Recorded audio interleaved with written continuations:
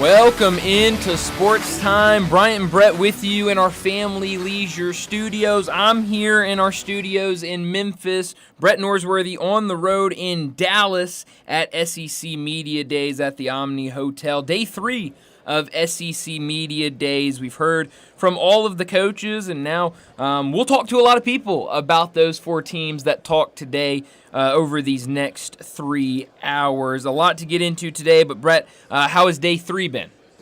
Day 3's been great, and it was a historic day with Kalen DeBoer, indeed, taking the stage as we knew he would back in January when he was formally and officially announced as the successor to Coach Nick Saban at Florida. Billy Napier, Jeff Lebby in his first tour of duty at Mississippi State, and the Texas Longhorns here loud and proud. Steve Sarkisian in the building, and we will visit with you'll set the whole lineup in a bit, but we will visit with Craig Way, the voice of the Texas Longhorns, at 5 o'clock right here at the desk, and really looking forward to that. It's been a fine line for me with Texas OU. I'm very, very excited about it. I've been since the announcement a few years ago. But around them, I don't want to give the feeling of patting them on the head because it's Texas and OU. They don't need the compliments from anybody of you. Welcome to our league there, little fella. Right. They don't need any of that junk. They've played a long time and done it well, but I am happy to have them. It has brought a lot of energy to this week. We would not be in Dallas without them. That's undeniable. And in this great facility that we've been in all week, and it's been so well done, and to have the energy and passion from them. And I know next year is in Atlanta. Everybody assumes, not officially announced for Nashville in 2 years, but that's not for sure. Houston is making a strong bid. Dallas already saying we know what we can do as well in 2 years or even better in 2 years. And even some conversation around Tulsa, Oklahoma City, something for OU. Yeah, no, it's gonna be interesting. And now, like you said, with those 2 new teams in there of Texas and Oklahoma, and Dallas this year. It's gonna be interesting to see how they kind of move it around going forward with those 2 teams entered, and now a lot more in Texas with Texas A&M in Texas, and now with Oklahoma. So now I'm glad to hear everything I've heard has made it sound like it's been a great week in Dallas, and so I'm glad to hear that, and excited to hear from our guests about these 4 teams, because I mentioned it, Brett, earlier this week. This was the day I was really excited for, because I think when you look at all 4 of these teams today, it's a lot of interesting things. Mississippi State with new head coach Jeff Lebby in there. You've got Florida with maybe the hardest schedule in all of college football this year, and a coach that you listen to a lot of people, they'll say he's on the hot seat. You've got Alabama, obviously, with Kalen DeBoer coming in, so another new coach there. And then, like you said, with Texas coming into the SEC and Greg Sankey, everyone thinks they're going to have a great team this year and could be competing late in the season for the college football playoffs. So I was really excited to hear from these coaches today and hear them talk about their teams. And now we've heard from them a little bit later. We'll be joined by some great guests to kind of break it down a little bit more. But this was definitely the day for me that I was most looking forward to. Texas and Alabama, they're playing. I would say both of them, it's the goals win it all, isn't it? Yo, yeah, absolutely. I think you got to think I don't think either would be disappointed with just a playoff appearance, but a little bit unfulfilling. If they're not playing for it all, they're sure playing for at least as far as both got last year, and that was just the 4-teamer, but that would be the Final Four, the semifinals this year, at least that.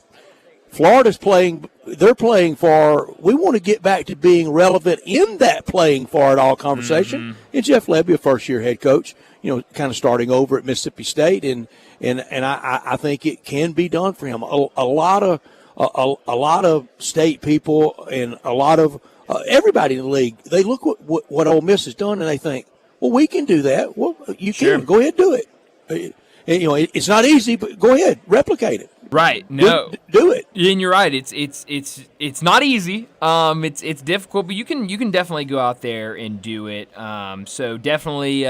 You got to get that collective right. Oh, you got and that's copy and paste that to a ton of teams in college athletics right now. Sure. The that's going to be the biggest thing in any season is, okay, what does that collective look like? What does that collective look for the basketball team? What does that collective look for the football team? Memphis Tigers basketball, Memphis Tiger football. Exactly. What's the collective look like? Exactly. And so, it's interesting that we're here now. We're in that type of era of college athletics, and that's going to determine a lot, because at the end of the day, a lot depends on if you're going to get a guy, whether it's high school recruit or through the transfer portal, based on the amount of money you're able to offer up to those guys. And so, and the transfer portal, that's for somebody that's proven. High school, he's proven against high school competition, but like at Ole Miss with Walter Nolan, he hadn't had the stellar year yet, but everybody thinks there's something there. Now we got to see. He's got to go out and prove it. Brian, for me, this week, all the years covering this league and being around since the fall of 1992, and this week, a lot of the players that are here, like Danny Werfel, like Chris Doring, like George Teague, they were all playing when I first started covering this league. Now they're here in some media role. Jacob Hester was a little bit after that, and some others, but to visit with Danny Werfel and to watch what he accomplished and really what he stands for, just a really, really good man. And Chris Doring was on that Florida Gator team that was in the very first SEC championship game. He was kind of a special teams guy in 92, emerged as one of the receivers in 93 and primary in 94 when the game went from Legion Field after the first two in 92 and 93, the championship game, to the Georgia Dome. The Georgia Dome doesn't even exist anymore. and Chris Doring was in that game. George Teague, famous for that play in Alabama and Miami after the season of the 92 season that Alabama beat Miami and won the Sugar Bowl, of running down Lamar Thomas and stripping the ball. And I reminded him, technically, that play went into the box score as no play. But it counted. If Miami had scored, Alabama had lined up offside. If Miami had scored, it would have counted. But George Teague ran him down, and one of the most famous plays in Alabama history that didn't include Bear Bryant and didn't include Nick Saban technically didn't happen, but it happened. Wow, is that right? Yeah, that's crazy. But Bama lined up in the neutral zone. Wow. The play goes off. Toretta hits Lamar Thomas for a long play, and he's strolling in the end zone, and I mean, out of nowhere, here comes George Teague, runs him down, wrestles the ball away from him, and the momentum was already going Bama's way, and it was game, set, and match after that. Wow, that's incredible. But you mentioned it, a ton of guests today, and at 5:30, a very special guest, Commissioner Greg Sankey will join us, talk a lot about the SEC, kind of the state of college athletics, and I'm sure we'll talk a lot of different I was going through, Brett, last night trying to get ready for what do I want to ask Commissioner Greg Sankey? And it was a lot of, state of college football, state of the SEC, how everything's changing. So I'm really excited to ask him those questions and get his thoughts on that. Very limited time, but a lot of questions. Very limited time. And with that being said, we usually use that segment for what's trending. We don't have that segment today. I know we're going to talk a lot of SEC today, but I kind of want to take a couple minutes, talk about the Major League Baseball All-Star Game last night, right down the road from y'all, down at SEC Media Days in Arlington, Texas. How much were you able to catch of it? What did you think of what we saw last night? I got to watch a lot of it at a really good event, and I was surprised. We were talking about the over and under. Vegas wins again. They're right. Oh, yeah. They had it set perfectly. 7.5, I think, would have driven everybody to the under. And so they set it at 7. Rare to see a hook in Major League Baseball, but it just got over at 5-3, and an exciting game. I've got a little bit, not much, a little bit draggy. We are in the football world. We'll watch a 3-hour, 15-minute football game and not think anything of it. But a 2:45 baseball game, we talk about it getting a little draggy. And I don't like doing that to baseball. No, I don't either. And it's a weird time, but you're right. It gets weird with the All-Star games, and I said it a while ago. I was glad that Paul Skeens was getting the start, because I questioned how long people were going to stay tuned in to the All-Star game. Fair point. And I think you might have seen some of that last night. And I think another thing, I was talking about this with John earlier, and we've talked about it before, Brett, but the way Major League Baseball promotes their stars. I don't think they do a great job of promoting just the stars. I think they do a fine job promoting the elite of the elite stars, like the Shohei Ohtanis and the Juan Sotos and Aaron Judge. But I was watching that game last night, and after the game, I think I had I'd gotten up to do something. I came back into the room, and I looked up, and they were presenting Jarren Duran with his the MVP trophy. I looked at the television, and Brett, we love Major League Baseball. We're the type of people that the entire Major League Baseball season, we're going to watch Major League Baseball games every single day during the season and talk it. But I was looking at it, and I said, I said to myself, how many people are watching this right now and have no idea who Jarren Duran is? Because he's not a flashy player. He's not that elite of the elite.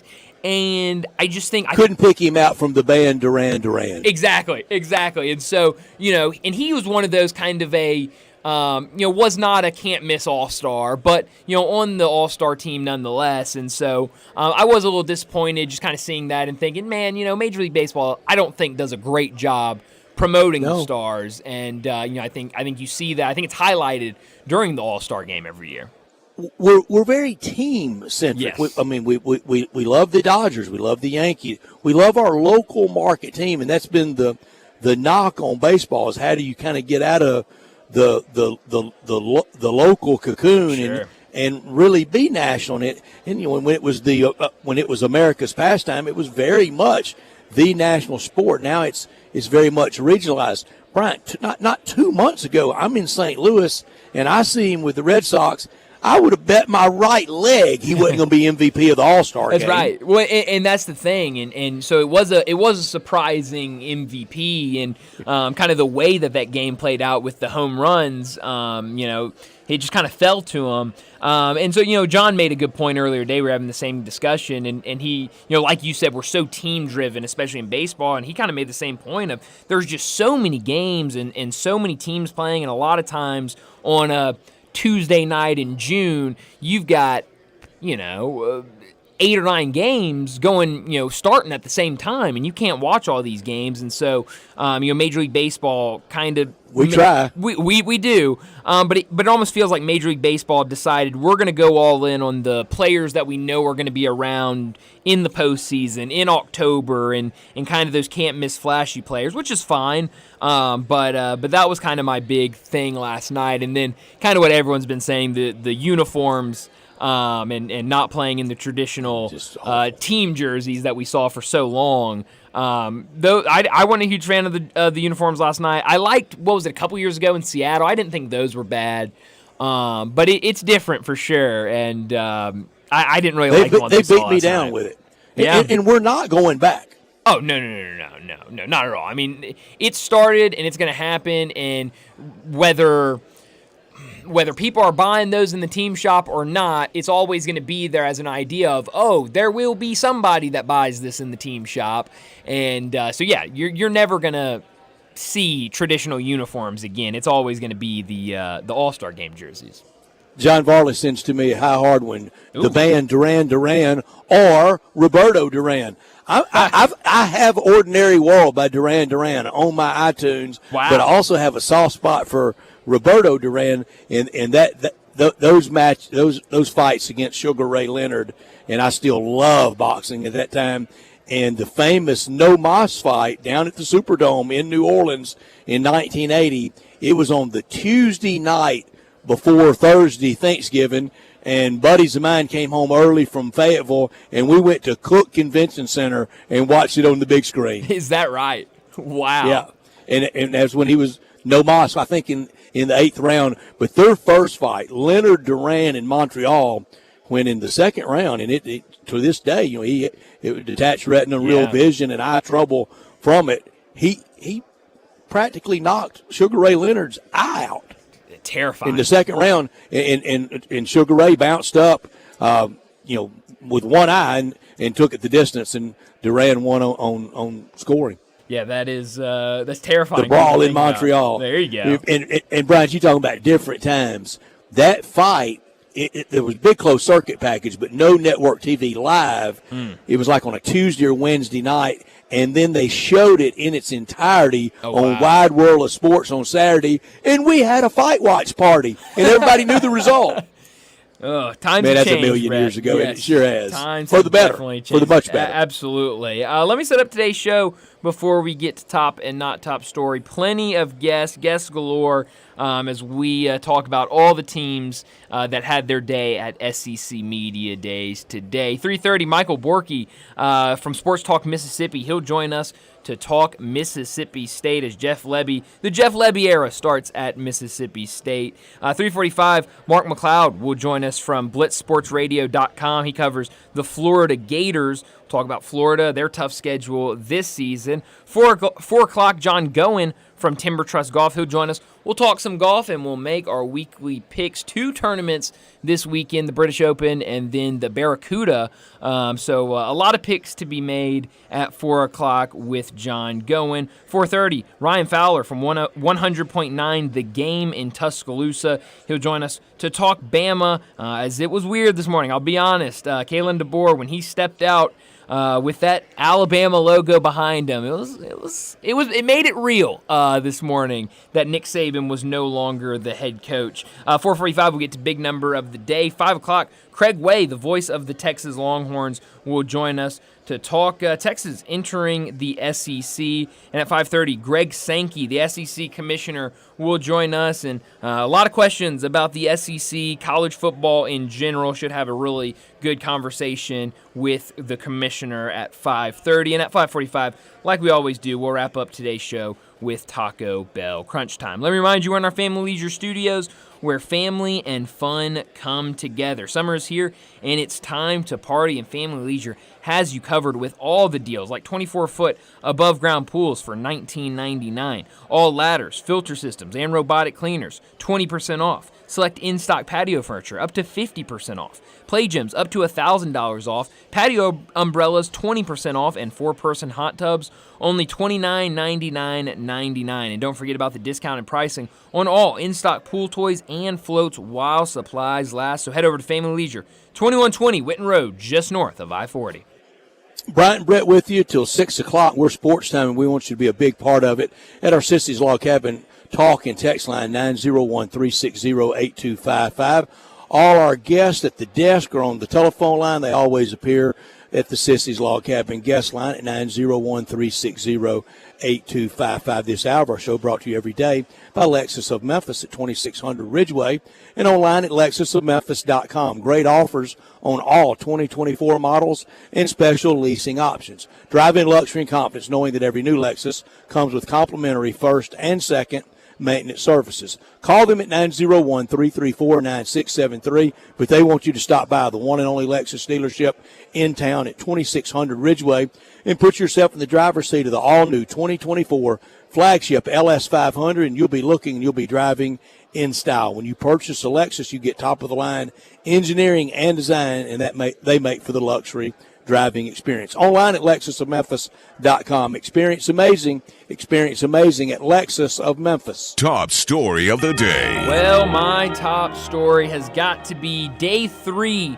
of SEC Media Days. And we've heard from all the coaches. We'll talk about what they said and about these teams for the next 3 hours. But, Brett, we talked about it a little bit yesterday when we kind of said at the end of the show. I mean, halfway down, now 12 of the 16 coaches have spoke at SEC Media Days, which is hard to believe. It happens so fast, and we hear from all these coaches, and it's so much fun. But I mentioned it earlier in the show. Today was the day that I was really looking forward to because I was interested in hearing what all 4 of these coaches had to say. You've got Mississippi State, Jeff Lebby comes in first year and not bringing back any starters, 2 starters total, coming back for on both sides of the ball, total combined. So that's crazy. So it's going to be an interesting year for him. Florida, with what Billy Napier is going to have to endure this year with that really tough schedule, and some people calling for his job down in Florida. You've got Alabama, who has been for such a long time the cream of the crop in the SEC, now with a new coach, not Nick Saban, but Kalen DeBoer, and then finally Texas, UT, one of, in my mind, the biggest brands in college sports, maybe even in sports in general. Everybody knows that logo. Everybody knows those horns. They now come to the SEC. We saw the party down there the night before it was announced. It was official, not announced, but officially that they were in the conference. So I was interested to see what Sarkisian had to say about coming into the SEC, an SEC that he's familiar with, and what it would be like for this Texas team. So it was fun hearing from all four of these coaches, and I think four teams to definitely keep an eye on this season. A whole lot of new with Texas and with Jeff Lebby, but one thing that did change today, and that's my top story, it happened. Since January 10th, we knew it would happen.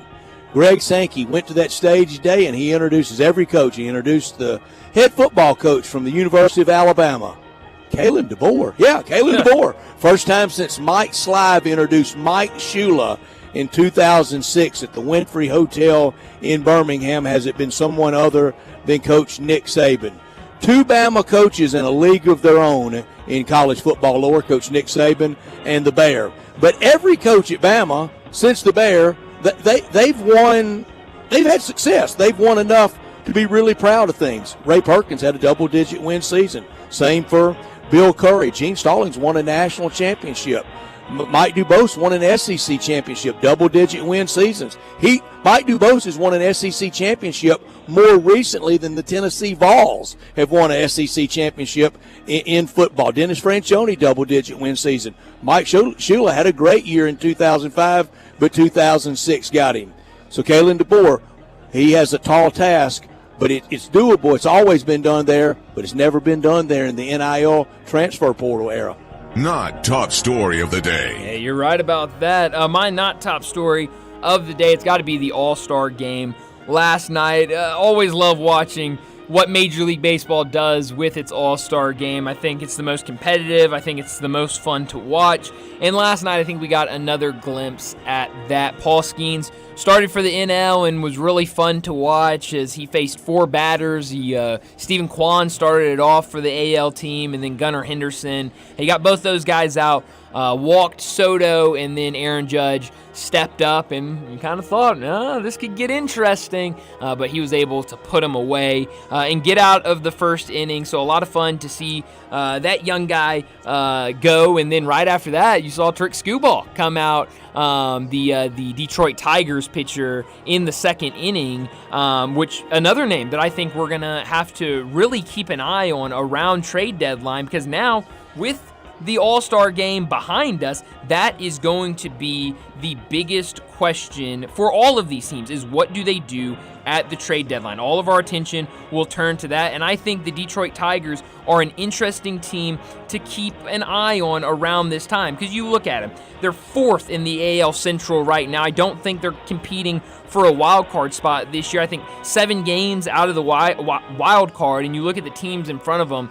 it's going to be tough. So what do? They've got some good young bats. They've clearly got good young pitching. Do they try to keep this group together, say maybe this year isn't our year, but we'll be able to get there next year? Or do they say, all right, we've got this really, really good pitcher in Trick Skubal. Let's see what we can get for him. Probably can get a lot of good prospects, bring that in, and then really start that push for next year without him. So I think it's going to be interesting. But now all eyes in Major League Baseball turn to the trade deadline. My not top story, the Open Championship starts at 3:36 a.m. Central Time. I'll not be live tweeting. Bryant will be. Follow his Twitter. Yeah. He'll be live tweeting the Open Championship at that hour. He loves getting up early. Oh, man, if the United States wins this, it will be the first time since 1982 that the United States completes the slam. They win every event, all 4 majors. Tom Watson in 1982 won the Open Championship and the U.S. Open, won that U.S. Open famously at Pebble Beach. That year, Craig Stadler started the year off in the majors, winning the Masters, and the last major that year was the PGA Championship, and I was there on Saturday and Sunday when Raymond Floyd won at Southern Hills in Tulsa. So a chance for the United States to do something it hadn't done since '82. Scotty Scheffler has 2. Xander Schauffele has 1. what other American can step up and win and complete the slam. Yeah, it's going to be fun to watch this weekend, but that'll do it for top and not top story of the day. Let's go ahead and get to our first break, and when we come back, we're talking the Mississippi State Bulldogs with Michael Borky. Join the voice of the Tigers, Dave Woloshin, for Wolo and Friends. Weekday mornings from 10 to 11, here on Sports 56 and 98.5 FM.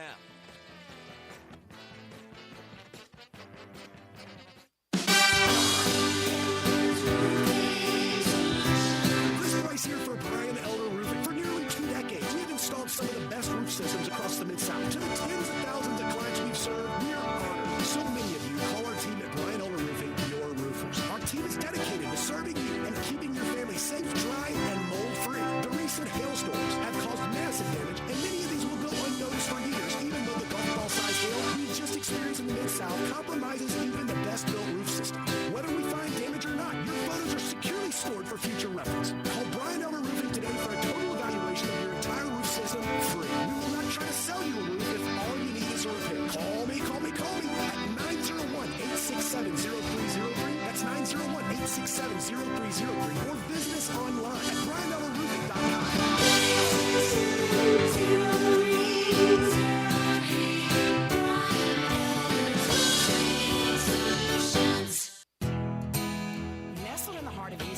Located corner of Park and Cherry is a beautiful residential neighborhood. I'm here at Town Village Audubon Park interviewing a new resident, Carolyn. Share with us why you chose Town Village. Well, if your parents or special friends need to make that big move, let me share with you my experience. It was tough for me to leave home, but then I discovered Town Village. I would like to highly recommend Town Village to you and your loved ones.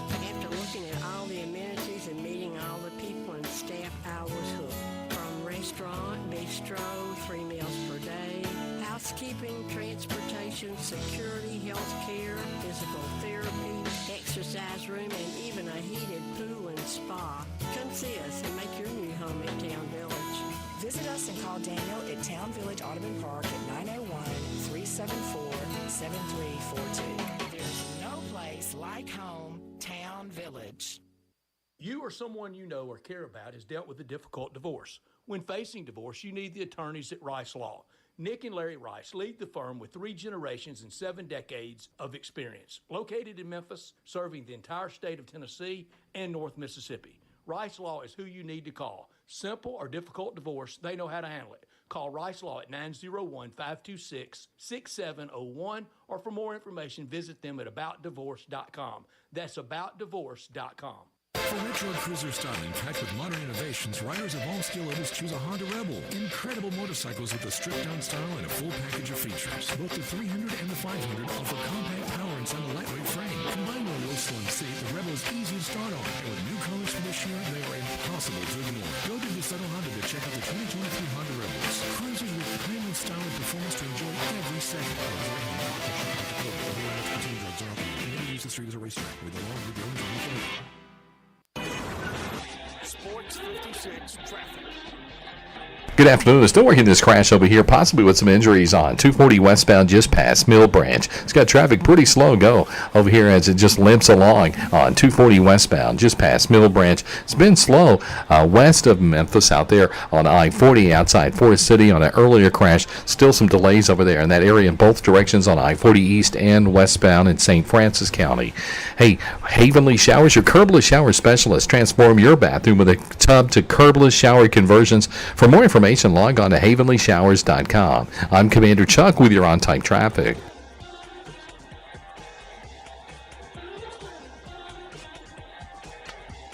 Now back to Sports Time on Sports 56 and 98.5 FM. This hour is brought to you by Lexus of Memphis. Here are your hosts, Brett Stats Sportsworthy and Brian Davis.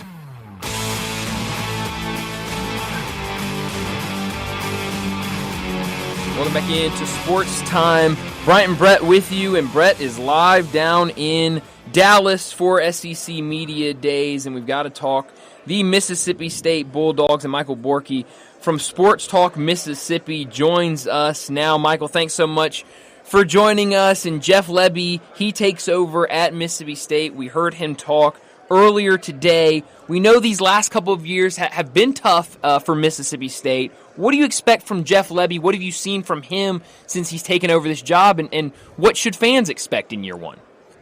So obviously offense. I mean, that's why they hired him. They hired him for the offensive pedigree, and he's proven. Although I did talk to somebody from Oklahoma earlier this week that had a nickname for him, Jet Lebby. Ooh. And he said, get ready for jet sweeps and jet sweeps and jet sweeps, and you're going to hate the jet sweep by week 4. He made Elijah Moore almost a running back. Exactly, At Ole Miss. and was successful at it. I was surprised to hear that because the offenses at Oklahoma were not why they lost games over the last couple of years there. He was really good at Ole Miss. He was really good with Heupel as well.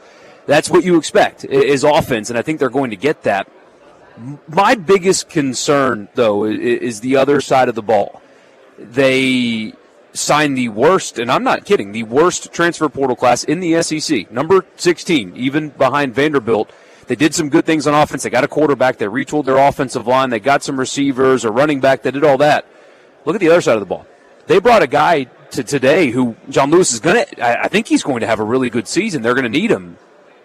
Had 8 tackles last season. Wow. I mean, that's such an indicator of what they have defensively, and did not do a good enough job, in my opinion, of filling the void via transfer portal. So I expect a lot of points, and what I just said paired with the schedule, frankly, I expect some losses as well in year one. He's got a tough road ahead of him. Michael, we visited earlier. We ran into each other, and I said to you, and you agreed, it's hard. It's almost impossible to not root for Jeff Lebby. It is. He's very likable, and you can tell that he's worked with some great football people. And what I think is the biggest tell about a coach is how other coaches talk about them. You heard Lane talk about him on Monday. You heard Heupel yesterday. That tells you a lot, because it wasn't generic, especially Heupel. It wasn't, I know Jeff, and he's going to do well, and moving on. It was very detailed and thorough. That's a football guy. That's a winner. He has what it takes to scheme Mississippi State to wins, because there's not many programs in the SEC where they will line up and be more talented than. So they're going to have to scheme their way to wins. It worked with Mullen. Mullen schemed his way to wins at Mississippi State. They also had some talent on the other side of the ball that helped too defensively. But Jeff Lebby can do that. And hearing Heupel go into specific detail about this is the kind of guy that, one, he's going to win. He's got that personality that you mentioned.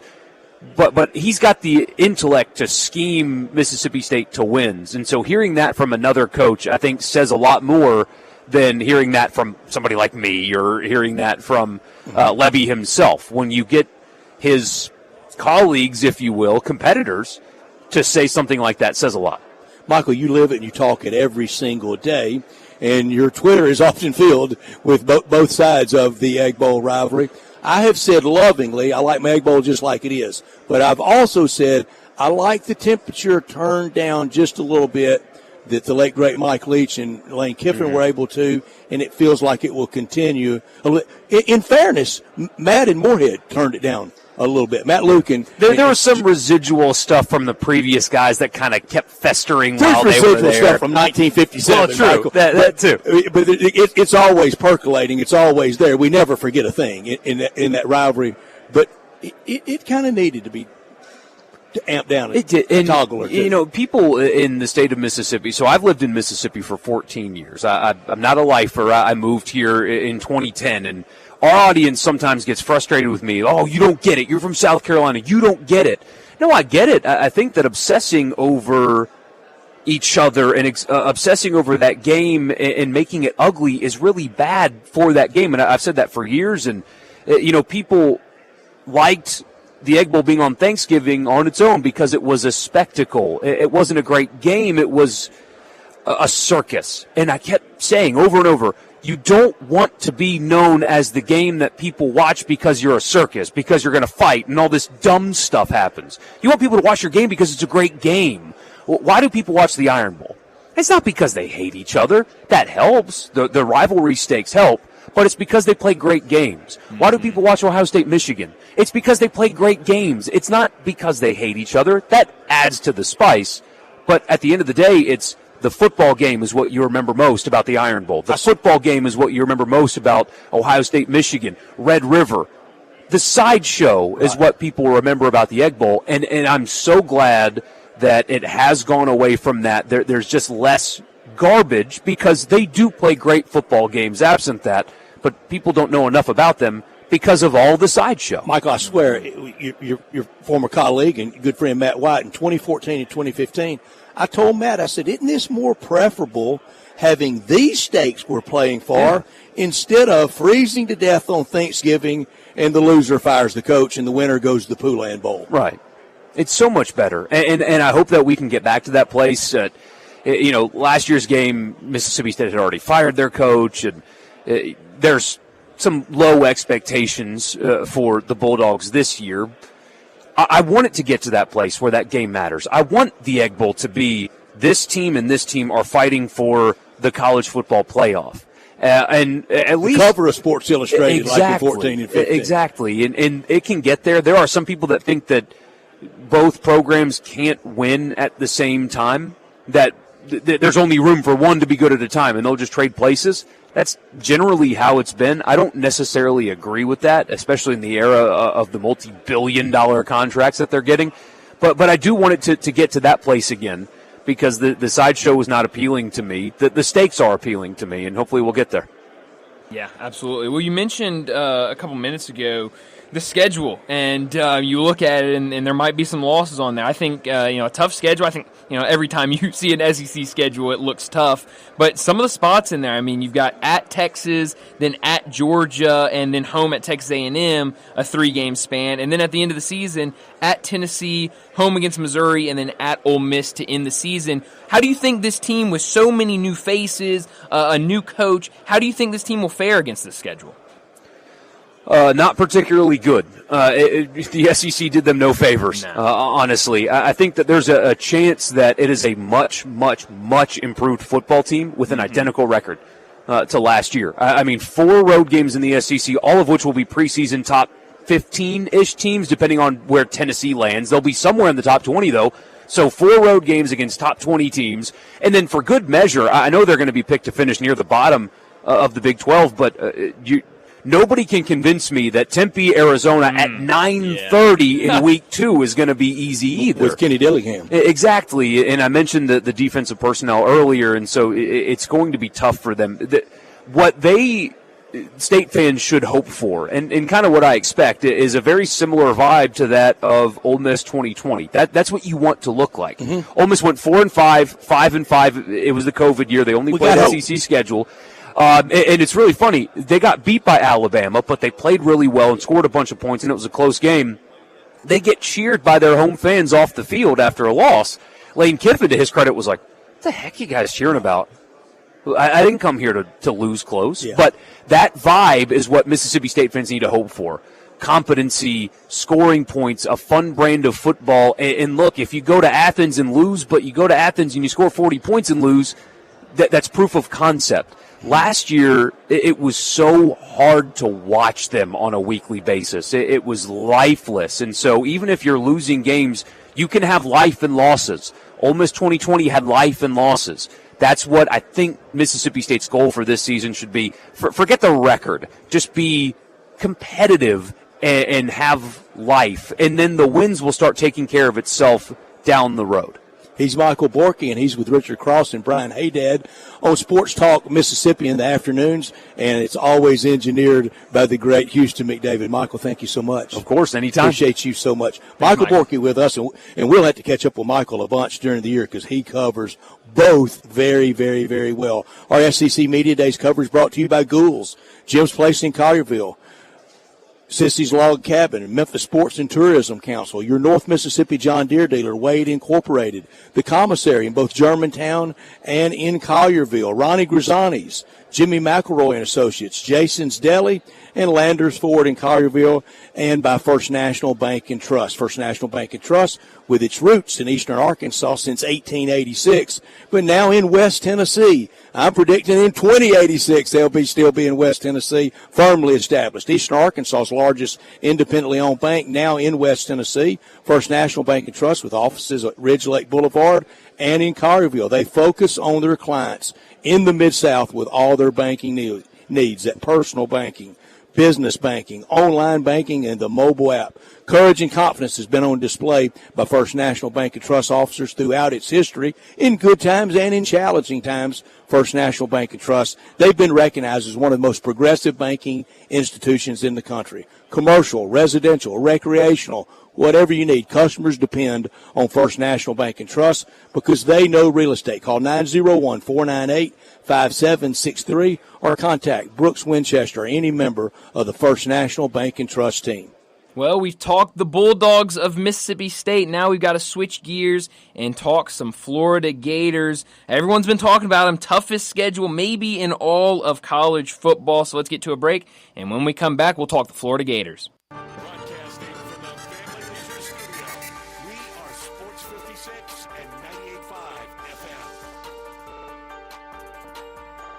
It's the Gossett Mitsubishi Motors Summer Sales Event, and you won't find a better bang for your buck. So get to Gossett Mitsubishi on the Pike and get 43 MPG Highway and 2024 Mitsubishi Mirage, $17,980 or $299 a month.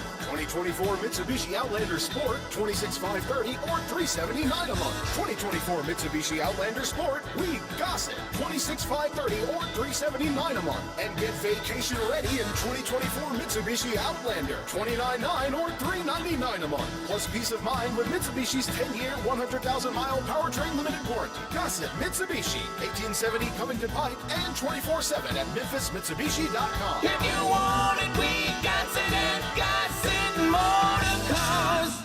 500 military rebate, 500 loyalty, and 500 trade and assist. Mirage, RHO 10843, MSRP 18480. Sport, RU1 11873, MSRP 28030. Outlander, RCO 63695, MSRP 314. Includes all rebates and incentives. PF 695. Excludes tax title and license. See dealer for complete details. Offer valid through end of the month with approved credit. Dealer stock only. You know, sometimes I wish I had a gun. Well, I'm armed, but before I bought one, I still went to Top Gun Academy to learn to protect myself without a gun. How is that possible? Top Gun's personal protection training. It's perfect if you want to protect yourself without firearms. I don't know. And it's perfect if you feel the need to carry a gun for self-defense, because the last thing you really want to do is shoot. That is scary. Not at Top Gun. It's very comfortable, and you learn to load, handle, and shoot a handgun safely. Protect yourself. Go to Top Gun Academy. They're at 2770 Witten Road. At Vanguard, you're more than just an investor, you're an owner. So whether you're planning for retirement or trying to save up for your next big adventure, Vanguard will help work alongside you to set personalized investment goals. That's the value of ownership. All investing is subject to risk. Vanguard is owned by its funds, which are owned by Vanguard's fund shareholder clients. Vanguard Marketing Corporation, distributor. You watch sports. You listen to sports. Now let's talk sports. Well, not anymore, because Sports 56 is opening the airwaves overnight. From 12 midnight till 6 a.m. for people like you to talk sports during your own 1-hour radio talk show on Sports After Dark. For 1 hour, tell us what you really want to know regarding sports. Your favorite sports team, favorite player, discuss pre-games, post-games, all games. Let's talk. Rotation is required. Interested applicants must contact the podcast center at gmail.com or call 901-468-3097. That's the podcast center at gmail.com or 901-468-3097. Amateur and professional talk show hosts encouraged to apply. Required orientation is Saturday, July 20th, or you can take it online at your leisure at the podcast center, Memphis.com. Now back to Sports Time on Sports 56 and 98.5 FM. This hour is brought to you by Lexus of Memphis. Here are your hosts, Brett Stack, Sports Movie, and Brian Gates. Welcome back into Sports Time. Bryant and Brett with you. We've talked Mississippi State. Now we got to turn our attention to the Florida Gators, and Mark McLeod is joining Brett at the desk from blitzsportsradio.com to talk the Florida Gators. Mark, thanks so much for joining us. I think an interesting season for Florida coming up, and Graham Mertz going to return as their starting quarterback. What'd you think of him last year? I know a lot of question marks about him before the season started, but looked really good for Florida last year. What do you want to see from him from last year, improvement-wise, from last year into this season? I think the one big area where he needs to improve and where he kind of hurt Florida last year was holding on to the ball too long. There were times Florida did not have good protection at left tackle. Their starting left tackle, Austin Barber, was injured about half the year. He was injured, came back, injured again, left again. It was one of those roller coaster years at left tackle. And Florida, honestly, guys, they had no depth at left tackle to help it. Damian George at one point moved over. The guy who couldn't play tackle at Alabama, and when he was told that, he said, well, I'm going somewhere to play tackle. And he came to Florida. He was Florida's starting right tackle, and there were moments when they used two different guys at left tackle to help Barber, and one of those times was George, who now this year has been moved into right guard, which is a much better position for him. Mark, much has been made of the Florida Gators schedule, a lot of it concentrating on November. I don't see an easy patch in it. I don't see easy September. I don't see easy October. And November looks like an NFL schedule. It's tough. It's tough. The only positives that I've been able to glean from the schedule in the past few months, guys, is this. The first 7 games, name one team on the first 7 games on the Florida schedule that didn't underperform last year in some form or fashion. You can't. That's a good point. It's impossible. The other thing about those 7 teams, only one, Texas A&M, returns a starting quarterback. Now, with the communication in the helmet, from the sidelines to the helmet, that may not be such a big issue as it would have been maybe last year, the year before. But so we'll have to see. But I think those are positives. I said one. Let me give you another one. Most of those games are in Gainesville. That's true. So that helps. That helps a lot. But on the flip side, guys, Billy Napier's not made a name for himself by winning games in Gainesville. They lost to Arkansas last year, for goodness sakes. They've lost some other ones in the 2 years that he's been at Florida. So really reestablishing Gainesville as a place where people come to die. Exactly. The old days, Coach. That needs to happen, and that has not happened. You mentioned the helmet communications. Can you imagine? It would have been the cheat code of all time if Steve Spurrier had that. Wow. Him with Danny Werfel. That's a great point. That's a wonderful point. Oh, I mean, they were great without it. Imagine them with it. Yeah, and then Rex Grossman, his first year, because his second year he was a very different player. He was fantastic, but his first year he had some struggles. That's a great point, Brett, really is. I think that Napier, look, Scott Strickland will not say he's on the hot seat. Mm-hmm. He can't. That's his guy. He hired him. If Napier's on the hot seat, it's Scott. Yes. That's the key right there. That's why he's avoiding it. There are a lot of Florida boosters who are not happy with some of the things that Strickland has done in his time in Gainesville. So there are those that say there's a school of thought out there that says, well, to get rid of Napier, you're going to have to get rid of Strickland. And there are quite a few people, if you go online, they'll say, do it. Now, Scott was not helped by filling, I think, with Coach Frank Broyles, the biggest AD shoes ever in Jeremy Foley. But at some point, we're the Gators. You got to get it right. Or we got to get somebody that can. Right. And that's the key. Yeah, absolutely. Well, you mentioned it, and kind of hot seat has been a term that has been with Billy Napier a lot this offseason. I remember hearing it kind of at the end of the regular season last year, and now you've heard it, especially with the schedule out there, from a national media and places outside of Gainesville. Has it been the same kind of approach to the season in Gainesville? Has the fan base been talking about hot seat? What is that like for the fan base? What is their feeling on Billy Napier? Oh, yeah. And you know what it is? And this is a very strange thing to say in Gainesville. It's familiar. Muschamp. Yeah, that's true. McElwain, Mullen. I mean, guys, That's hard to it is, believe. and now Napier. It has become familiar in Gainesville, where, as you say, Coach. I mean, the years with Steve Spurrier were phenomenal. Probably weren't enough for Gator fans, but then you had Ron Zook. That was a little difficult time, but to Zook's credit, Zook recruited the heck out of people for Florida and really helps set up Urban Meyer. And then Urban Meyer did a fabulous job himself recruiting and, won games. So did Spurrier and Meyer make something look easy that's really not, or should it be easy at Florida? Everybody thought it should be with all the high school talent, the weather, that passion, that campus. It should be easy. When you look at that campus, you look at the recruiting within the state. Now, granted, Florida's not a state, and you can go back to 30 years of recruiting to see this point, but Florida's not a state where you're going to go get guys on the line of scrimmage to play in the SEC, every year. You're not going to have 10, 20 guys that can do. That's just not Florida. But skills position guys on the defensive side of the ball, no problem. Linebackers, DNs, everywhere. Exactly. And look, you have your share of big guys coming out of Florida, but then you got everybody recruiting the state, so you're only going to get the slim pickings of Good that. Lord makes very few of those big guys, though. That's why they're important. That's it. Mark McLeod talking the Florida Gators with us. Florida opens with the U. I keep hearing about the U being back. Are they? I don't know that they are. And, there's another coach that should be on the hot seat. They've been back more than Texas. Yeah. The U has. Remember last year they were supposed to. They were back last year. They were supposed to be be some of the key guys in the ACC, and they weren't. Cristobal hasn't gotten it done very well in Miami. There are a lot of fans not happy with him. Obviously, fans not happy with Billy Napier. So this is a game where it's going to be very interesting. The discontent bowl. Yeah, the discontent bowl. Who's ever going to come out of there with a W? Man, they're going to be wiping sweat off their brow going, boy, we needed that. Last thing for Mark McLeod, Mark in Central Florida. That will be their end-all, be-all game of all time coming into the Swamp. You can't lose to Central Florida, bro. Cannot. You can't. Cannot.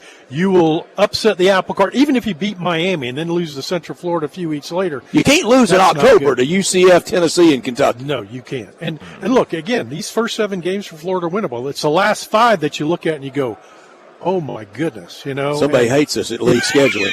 Yes, somebody hates us. What do we make them so mad for? Yeah, it's tough. And but it's going to be an interesting year at Florida for this, too. And, we started off talking a bit about Graham Mertz, who I didn't see that coming, but the development was there. He was fantastic. And now, guys, he's got an All-American freshman in DJ Lagway to tutor, to mentor, and now we're going to, because we've already been told Lagway's going to play. He's going to play some here and there. Maybe it's like Tebow when he was a freshman with Chris Leak.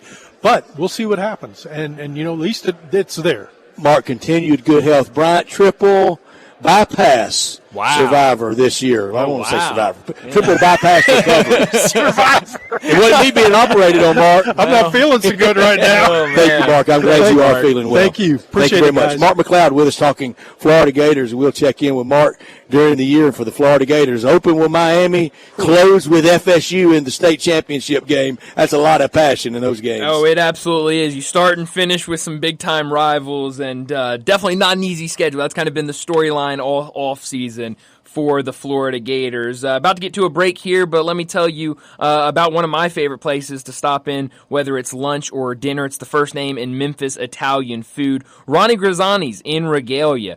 Get over there for lunch and get one of the Italian favorites with crisp, cold Miss Mary salad or a lobster tower, fried green tomatoes, or the crab stack. Monday through Saturday, open for lunch. Ronnie Grizzani's also offers catering. Check out the lunch catering guide at ronniegrizzani's.com and get the Elfo Special salad and Italian bread. Only $14 per person. And Ronnie Grizzani's, they'll bring it to you. Give them a call, 901-850-0191. That's 850-0191. Pick up a pan of lasagna at Ronnie Grizzani's at Regalia, or check out the bulk menu at ronniegrizzani's.com and get your favorites at home like chicken Alfredo, ravioli, Italian spinach, and they've got curbside pickup or delivery to your door, free within 4 miles of Regalia. And with it being so hot outside, don't forget about that bar where you can stay cool with their great cocktail list and get the steaks like the 8-ounce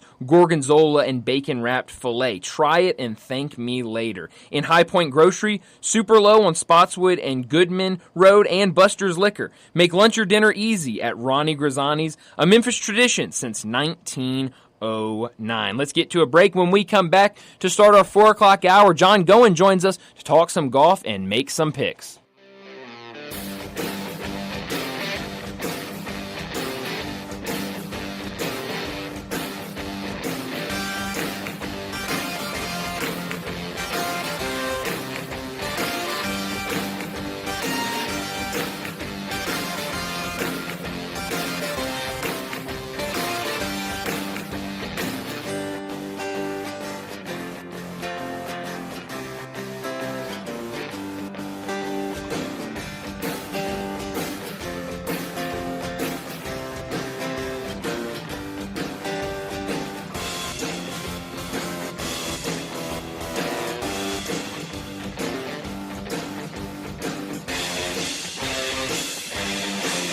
Locally owned and operated for over 40 years, Automatic Gates Construction tailors custom gate solutions for all your residential, commercial, and industrial needs, including repairs, maintenance, and installation. Automatic Gates Construction specializes in designing and installing automatic gates and fencing that seamlessly blends security, functionality, and aesthetic appeal. Elevate the safety and efficiency of your property with a premium gate solution. Automatic Gates Construction at myautomaticgates.com. Moving is stressful, but Black Tie Moving can take the worry out of the process. Whether you're moving across town or across country, moving your home or your office, your personal moving concierge from Black Tie Moving will work with you to design a plan that perfectly fits your budget and needs. And they're available 24/7 to answer any questions you have. Give Black Tie Moving a call at 901-316-6196 or go to blacktiemoving.com/Memphis to get your personal, no obligation quote from the moving experts at Black Tie Moving. This is the story of the one. As a maintenance engineer, he hears things differently. To the untrained ear, everything on the shop floor might sound fine, but he can hear gears grinding and a belt slipping. So he steps in to fix the problem at hand before it gets out of hand. And he knows Granger's got the right product he needs to get the job done, which is music to his ears. Call CraigGranger.com or just stop by. Granger, you get it done. We're in the break room at a traditional jewelry store here. Hey, Mark, I know it's our job here to try and sell every piece of jewelry, but don't sell this ring. I'm going to try to use my employee discount to buy it for my wife. Okay, but you know you can get a better deal at Genesis Diamonds. Genesis Diamonds? Are you crazy? They're not like the boss here. All I'm saying is I got a pair of diamond set earrings there for my wife and paid a lot less than what we charge here, even after my employee discount. Wow. You never know who you'll see shopping at Genesis Diamonds. With no middleman pricing on the best selection of diamond rings, earrings, pendants, bands, and bracelets, it's a no-brainer. I admire your dedication to our jewelry store and not going to Genesis. I know the boss really appreciates your loyalty. It's just the right thing to do, man. And it's nice your wife won't mind getting a smaller diamond. On second thought, can you cover me while I take a break? Genesis Diamonds, the smart alternative to old-fashioned jewelry shopping. With more selection, lower prices, higher quality, stronger warranties, and zero pressure. At Poplar and Perkins Extended. Listen up, I got Marty McNade on the line at Gossett Volkswagen, Germantown. Hey McNade, how far back you moving on prices? Way back, Randy. Doc told me you can take your pick. 2024 Teos SE or 2024 Jetta Sport. Gotta go back in time to the good old days at $275 a month. Great Scott, McNade. Gossett Volkswagen on Germantown is really moving prices back. That's right, Randy. And I hear you got the 2024 Atlas Peak Editions going for $5,000 off MSRP, or you can get 1.9 for 60 months. That's right, Randy. Your future's whatever you make of it, so let's get to Gossett Volkswagen, Germantown. Ask for Marty to find out how much he can move you back on price. Hey, Marty, hit us with that Gossett Volkswagen locator. 7420 Winchester Road, or shop online at GossettVWG.com.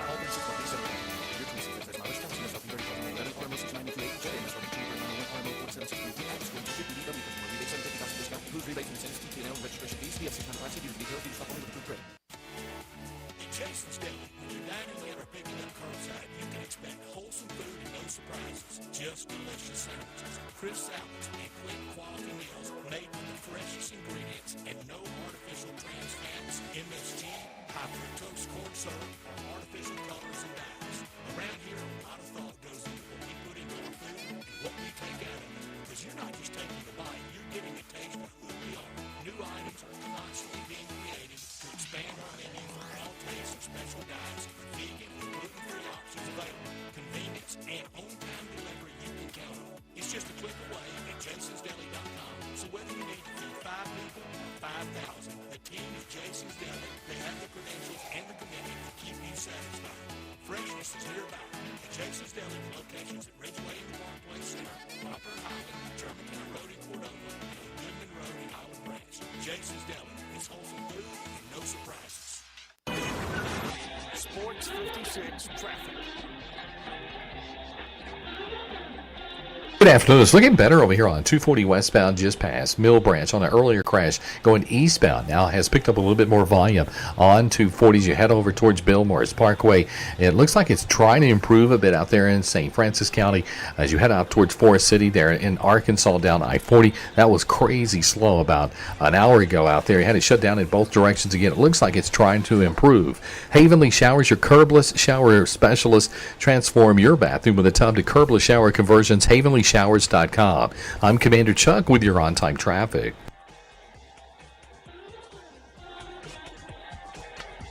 We are Sports 56, WHBQ Memphis, and W253DF Memphis, Flynn Broadcasting Stations. Now back to Sports Time on Sports 56 and 98.5 FM. Here once again are Brett Norsworthy and Brian Davis.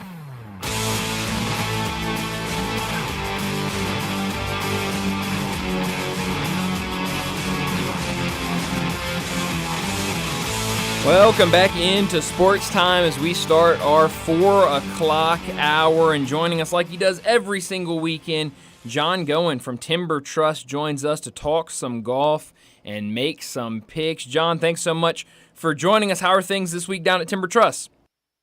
Oh, things are good. We're happy to get a little rain and kind of see what the next couple of days has in store. The weather looks great over the span of the next bit. So, golf course is in good shape, pretty much fully recovered from aerification. And so that's, nice to have that behind us. And we look forward to a great weekend. We got our OB Open, which is a 4-person scramble, and then you draw a tour player in the top 20 that makes the cut. So it's your scramble score and their Saturday score that kind of get paired up. So that'll be a fun event. We're actually oversold for that one.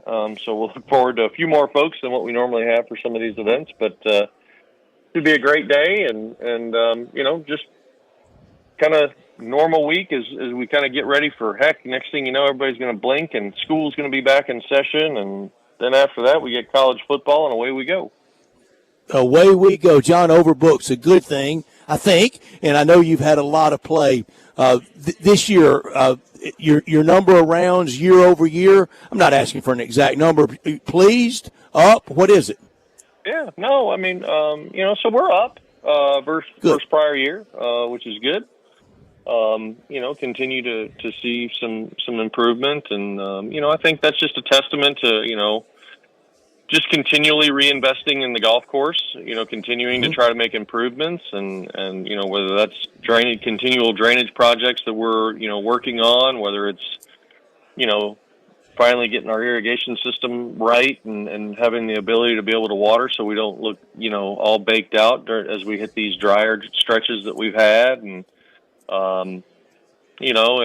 things along those lines. I think, our customers and regulars, really appreciate, how they continue to see the reinvestment back in the property and how we are continually just trying to improve the overall quality of the golf course. So, that means a lot. Clearly that's a lot of what I'm about. Clearly learned a lot working at TPC and knowing that, we need to continually be reinvesting back in the property and continuing to see how we can either catch up or maybe even pass by at times, some of our local competition and stuff like that. So, just pleased. We've seen some uptick in memberships as well, so that's been good, and that's, I think, just again a testament to some of the things we do. I mean, obviously these monthly type of events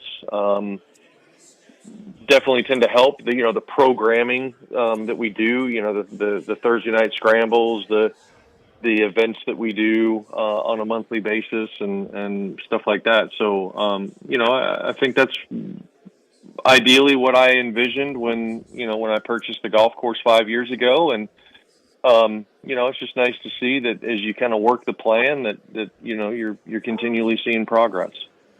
John, would you? I know for a while, and I'm not talking again. Don't call any names, but for a while, I think we would describe our area as overbuilt. Where are we now? Saturated, oversaturated, about right? The market speaks. The market gets it right. What is it for our area for golf?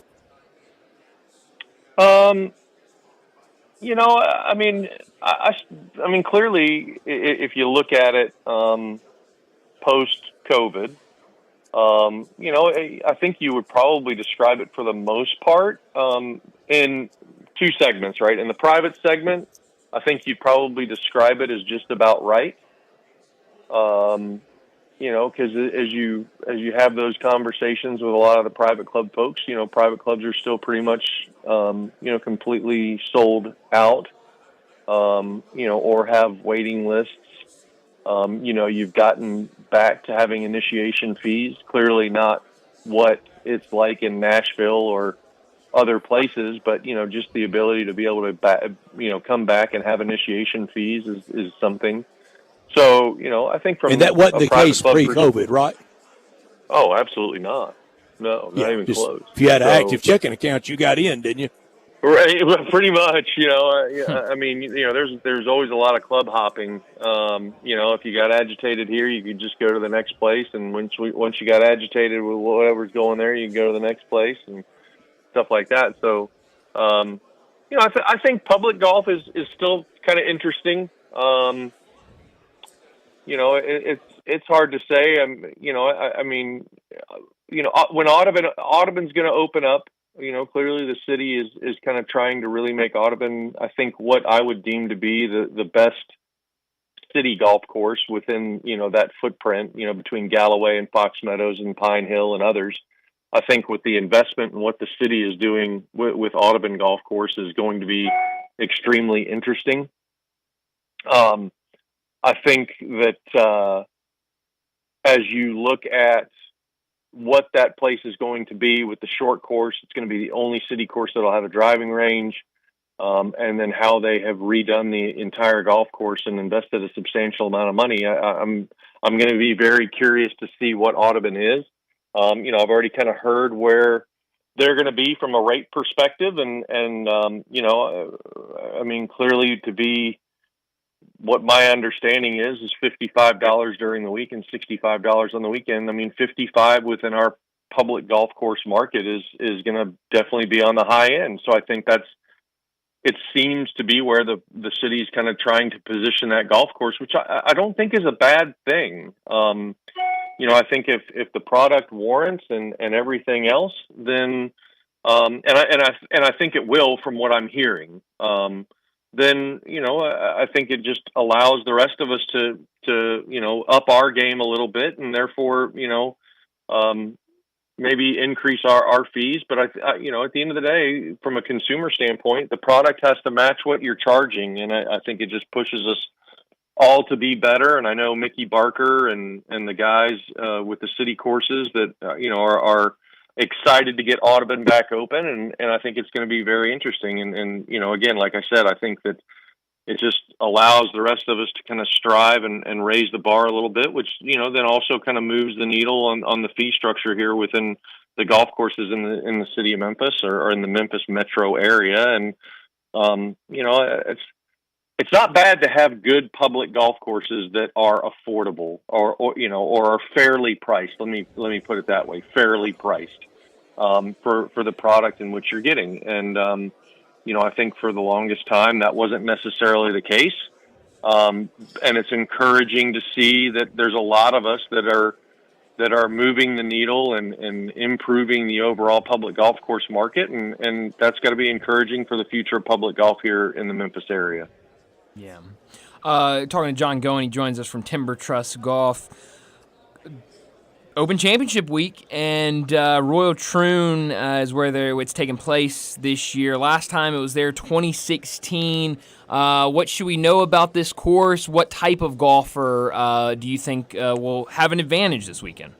And the weather. Oh yeah, weather too. Well, the weather, from what my understanding is going to be miserable, which is exactly what the Open Championship won. and John, that could produce rando winner. Todd Hamilton, baby. He's in the field. He and Baker Finch. Already. Todd Hamilton. I mean, clearly there's the potential. We got your pick, Todd Hamilton, right? We got it right. yeah, I got it written down. It's law now. No doubt. Good pick, John. It's all right. That's hey, based off of some of my shock picks this year, Todd Hamilton's a pretty good one. I've clearly not had a lot of good shock picks this year, especially with Ben on.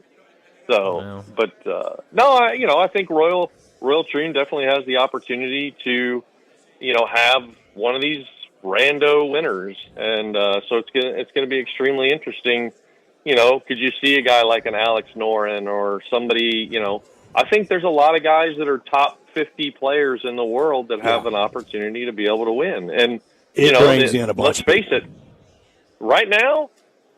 I mean, granted, you don't like him coming off of his win, which he feels like is the one event that he wanted to win in his life growing up as a Scotsman. But I mean, who's playing potentially better golf right now over the span of the last couple of months than Robert McIntyre? So I mean, I think that he's got to at least be somewhat. Now, granted, in the back of your mind as far as a pick. Now, granted, he probably. As much as he celebrated to win the Canadian Open, he probably celebrated maybe a shade more for the Scottish Open, considering he's the first Scotsman since Colin Montgomery to be able to win that event. So, it's going to be interesting, and clearly the elements are going to be absolutely perfect for what the Open Championship is all about. So, you got to think wind blowing, cold, rainy. You're probably looking at some pretty high scores. So therefore, it just brings a lot of players into the fold. Are they tougher than our guys? Our guys feel like it. They got to kind of play the golf in the air. It feels like those guys over there can play in the air and they can play croquet. They can play low to the ground. Well, I mean, granted, look, I think we all know that our guy is the number one pick again this week, although he's been doing a lot of babysitting, I'm sure, lately.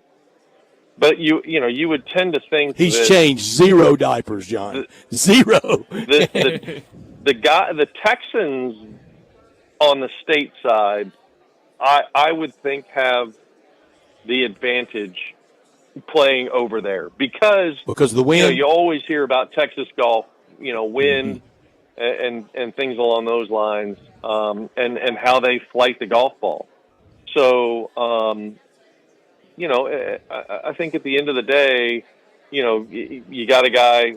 Granted, Scotty Scheffler's a higher ball hitter, but I mean, obviously Justin Leonard has had success, over there and things along those lines. So, guys that have the ability to be able to flight the ball, I think, will help quite a bit. I know last week you kind of made the comment, Brett, about Colin Morikawa, but the only thing that you get a little concerned about with Colin is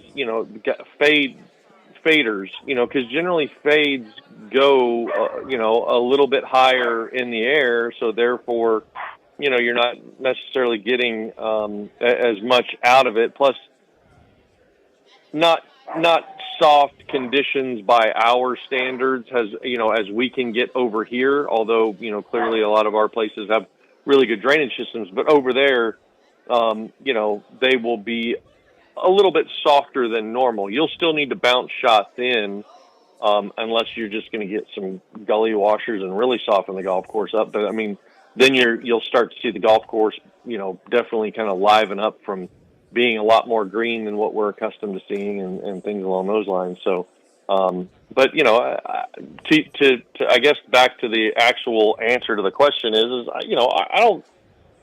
I think some of our guys that have the ability to kind of conquer some of the mindset will be fine.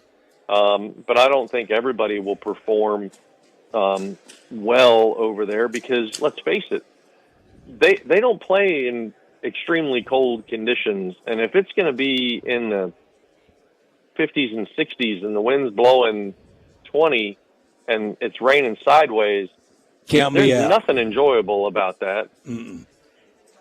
No, there's nothing enjoyable about that. Those are the days wet, here. gloves, miserable, grips. actually. Everybody looks at you and goes, "There's too many good days. I'm not playing golf today." Right, and they're all right.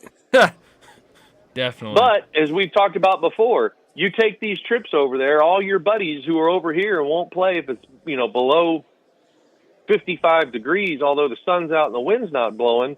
Over there, they're bundling up and putting on 3 layers, and they're like, "We're going to play golf." And you look at them and you're like, why don't you do this at home? It's different over there. It's kind of what the expectation is. You're walking. The weather's not necessarily good, or you don't expect it to be good. It's you're wondering at the end of the day, how many rounds am I going to play where I don't have to wear rain gear? The one year I went, we played 9 holes in a light rain, and that's all the rain we got the entire time we were there for 7 or 8 days. So. I think we got extremely lucky in August, but the horror stories of what you hear going over there and just constantly raining and constantly windy and just absolute misery. But over there, they're not giving you a rain check, fellas. You're playing golf because they're accustomed to that's the way it is over there, and you're walking. You better just buckle up and away you go. And you're walking. Yeah. Yeah. Have fun. All right, let's pick the Barracuda. Let's set a world record on speed version, picking the Barracudas. I know people are hanging out on every word we mentioned on the Barracuda at the Tahoe Mountain Club in Truckee, California. Connor would have gone first, so Bryant, you pick for Connor because he's on the DL today. That's right, yes, out with injury, so I will step in and make his pick. He's going to take Chan Kim. Chan Kim. What did he do? Like spraying a finger, like pushing a button on the board or something? I mean, how an injury for crying out loud? It's tough over here in the producer's room. It can get very dangerous. Don't get us in a worker's comp wrap case, a little John, bit of tape on it and call it. Good Lord. Please leave us out of a worker's comp case, potentially. I'll take. Don't get me started. I'll take Bryant's favorite, Pearson Cootie. Now, Brett, I need to ask you because I looked for Pearson Cootie. Yes. Are you sure Pearson? I don't see him on here. Are you kidding me? I see Parker. I don't see Pearson. I'll take whatever Cootie's playing. All right, Parker Cootie. How about that? I love it. My! Okay.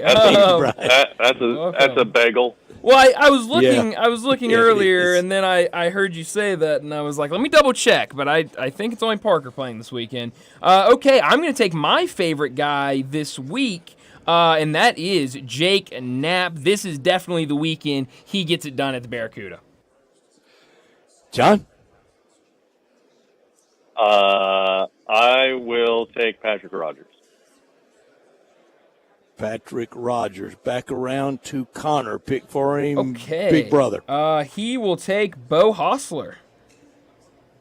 Great pick. I swear I had him on my list. So that checks off one on my list. So that gives me another one of Bryant's favorites, Patrick Fishburne. Oh, Fish. Good pick. I love old Fish. All right. For me, I am going to take Luke List.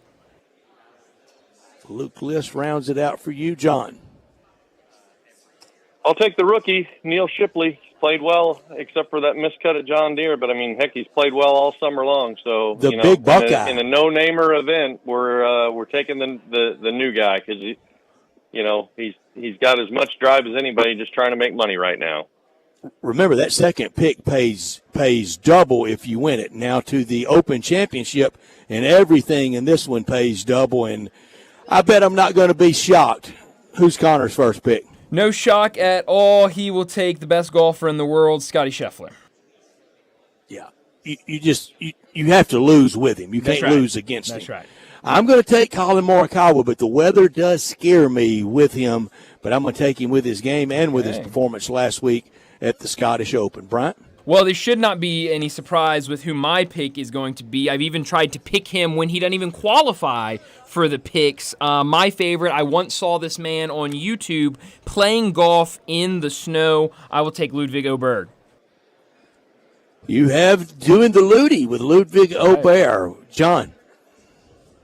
Yeah, you can't do what some of the guys have done this year and not pick Scotty Scheffler and leave him for Bryant, and then all of a sudden Bryant wants to claim he's the best picker on the panel. I mean, John, you total wins, money, it's whatever way you look at it. Glass half full approach, I guess. Last time I checked, I thought we were playing for money, so maybe I was wrong. But let's see. Let's see here. By Jiminy. I think he's aggravated about everything in the world right now, and I think he feels, especially after DeChambeau winning the U.S. Open, that he's now completely overlooked on LIV, and I will take Jon Rahm. I actually like Jon Rahm to end the year on a much better note. Back around to Connor's pick, Bryant. Okay, he's going to take his favorite golfer, Bryson DeChambeau. BDC, boy, and that weather as high as he hits it, but he's going for history this year, isn't he? That's right. He won the U.S. Open. Scotty Scheffler won the British Open. No, Scotty Scheffler won the Masters and the PGA and BDC. No, PGA was Xander. I'm sorry, I'm all confused. I got football on the brain, John. I'm sorry. Give me Rory McIlroy. You got SEC media days on the brain right now. Holy mackerel! I do. So you take? Did you really just say you're taking Rory? How about that? I did. That's how bad my brain's affected. Can I blame it on my brain? No. I mean, you can. You can blame it on whatever you want. I messed up the not top story badly back to hour one. Brian, the winners of the three majors this year are all Americans. I had the basic fundamental tenet correct. Scotty Scheffler at the Masters, Xander Schauffele at the PGA, and Bryson DeChambeau at the Open Championship. All Americans. So I had the take right. Well, hey, at least you were able to correct it. Let's see. For my last pick, I live by a code that when I see somebody make a mistake, I try not to make that same mistake. Last week, John Goen came on these airwaves and mentioned Robert McIntyre before his final pick and decided to go with somebody else. I don't even remember who he picked. And then Bob McIntyre wins it all. Give me Bob McIntyre. Bobby Mack, yeah. And, John, both of us had to go check the picks. I had to go back and listen to the segment. You were so close to taking Bobby McIntyre. Your last pick, John. Should have. But, oh, well, I afford myself those types of mistakes, fellas. I'm okay with it. I tell you what. I'll take Shane Lowry. Oh, John, you went with two grinders in grinding type weather forecasted. Great picking. John, tell our listeners how they can get in on the fun down at Timber Trust tomorrow for the scramble, into the weekend, and anytime the rest of the summer and the fall. So, plenty of great opportunities coming up. And, as we always tend to talk about, fall golf's right around the corner, the best time of the year. We've had all season to, really kind of get the golf course in good shape. And, fall golf is just an absolute blast. Great conditions and cooler weather, lower humidity. So it's just a lot of fun. Tomorrow night, we continue to be pretty full every single Thursday night. So it's good to get in early. No carryovers or anything, just a normal Thursday evening to kind of get your weekend kicked off a little early. You can call us 662-895-3530. If you're looking for tee times for the weekend, as we mentioned, we will have regular play, but we do have our OB open, but that will not impact regular tee times at all. So you can either visit timbertrustgolf.com or visit us or call us at 662-895-3530 for that. But it should be a great weekend. Brett, I will mention this. So I have Team Donahue this weekend. I have Pat and his two sons. Well, you got some dandies. They've You got literally some good already ones. told me that this is going to be a one-man 4-ball scramble because they're not sure how much they're going to be able to help me this weekend. Play well, John. But Go get them, John. they also said that at the end of the day they probably won't feel real heavy either. So, but should be a blast. I'm looking forward to playing with Pat and the boys. It's been great to have him come down. We're gonna have a great time. I've already told him that be prepared for plenty of harassment. He and one of his sons are going to be playing out of the same golf bag, which for most of us, as we know, is completely unacceptable, other than the fact that, Pat did have his golf clubs taken from his ownership during a recent round of golf. So, we're looking forward to a lot of fun this weekend, and maybe, I can find an old set of persimmon woods and some blade irons, and at least have some type of set for Pat to be able to play out of this weekend. Send me score updates all weekend, John, and y'all have fun, and everybody have fun at Timber Trust. Thank you, John. Great stuff. Thanks, John. All right, guys, take care. And hey, early golf this weekend. Everybody loves waking up at 5 a.m. or earlier for early golf. We got golf, it feels like, in about 4 hours. We'll enjoy. Thank you, John. Enjoy the weekend. Thank you. Take care, fellas. Thanks, John. You got it. John going with us from Timber Trust Golf, talking all things golf, and we made our picks, and it is a lot of early golf. At All-Star Chevrolet, let's all drive together to the beach, to the lake, to the mountains, to anywhere. And what we really want to drive, something from All-Star. First exit into Mississippi, Kraft Goodman Road, Highway 78. You're there. Add up the All-Star special discounts and look for Costco member deals. Hundreds of new and pre-owned Silverados at All-Star. Some are 12% off discount. This is a buyer's market with financing as low as 1.9. No payments for 90 days on a bunch of new All-Star Chevys. And nothing beats road trips in a new Tahoe. Get an extra $500 back if you're a first responder, college grad, military, educator, healthcare worker. No matter what pre-owned you're looking for, they have it at All-Star. 4Runners, Expedition, a Navigator, Jeeps, all the trucks in Olive Branch at All-Star, where you can drive every one of them. Bring any vehicle you want to sell and get a big check today. Let's go to All-Star and let's enjoy the rest of the summer. Don't miss All-Star Chevy's special summer sale going on right now in Olive Branch. For more information, go to allstarautogroup.com. Well, we need to get to a break, and when we come back, it was a kind of a new day for Alabama football as Kalen DeBoer addressed the media as Alabama's head coach at SEC Media Days. But Ryan Fowler, he'll join us next from 100.7 The Game in Tuscaloosa to talk about Alabama football. He joins us next on Sportstime.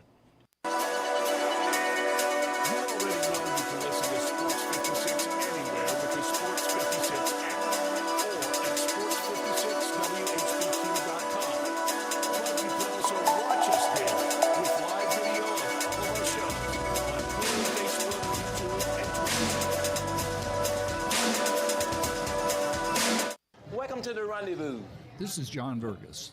When my dad started the Rendezvous in 1948, I don't think anyone could have imagined we'd still be serving shoulder, cheese plates, and our world-famous dry rub ribs 75 years later. But we are still here in the basement, in an alley in downtown Memphis. We sincerely thank you for making the Rendezvous what it is today. Charlie Vergas Rendezvous. A legendary experience for over 75 years, whether you dine in, pick up, or ship across the country.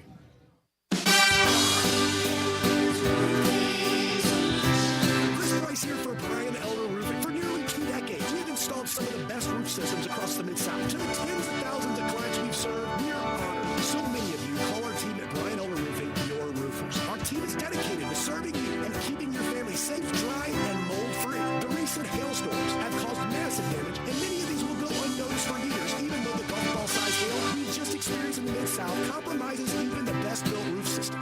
Whether we find damage or not, your photos are securely stored for future reference. Call Brian Elder Roofing today for a total evaluation of your entire roof system free. We will not try to sell you a roof if all you need is a repair. Call me at 901-867-0303. That's 901-867-0303. Or visit us online at BrianElderRoofing.com.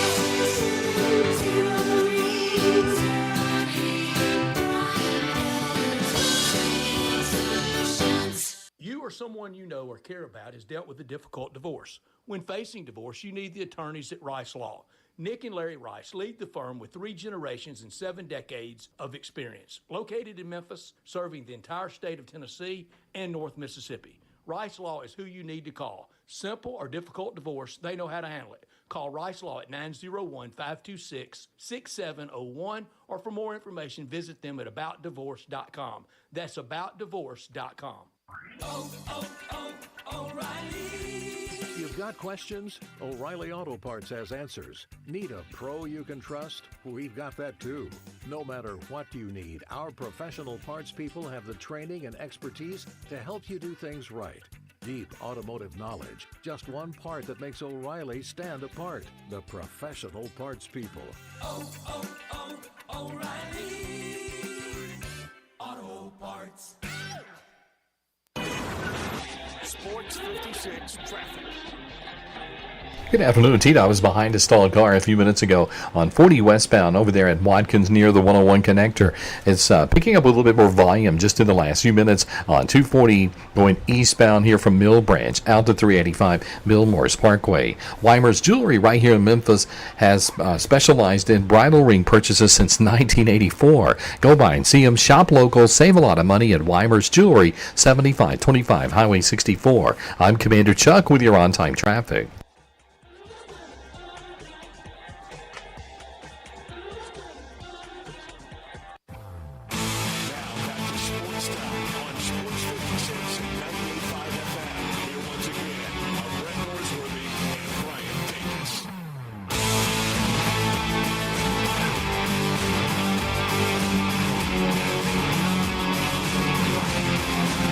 Welcome back in Sports Time. Bryant and Brett with you in our Family Leisure Studios, and joining us now to talk some Alabama football, Ryan Fowler from 100.9 The Game in Tuscaloosa.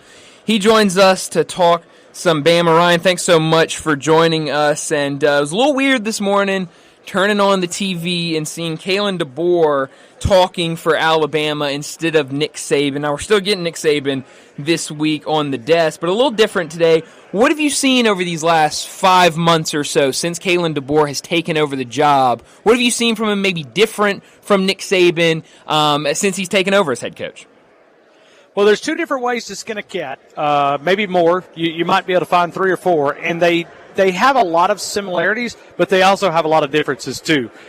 You can communicate with Kalen DeBoer. You can ask him stuff on record, off record, text him. Middle of the evening, he'll respond to you. Those are the relationships that I never had with Coach Saban. I got to be honest with you. If you walked up to Coach Saban and said, I covered him for all 17 years, and you walked up and you said, "Who's that ugly guy over there?" He wouldn't have a clue. He would not have a clue. Kalen DeBoer, first 2 weeks on the job, he reached out to me and said, I've got to get to know the afternoon drive sports talk host in Tuscaloosa. We talked for an hour and 30 minutes off the air. Yeah. Some of that was on record. Some of it was off the record. Some of it was just explaining his system. I never thought, because Brett can tell you and verify, because I called him, and I tell my audience that I hired a radio consultant to help me.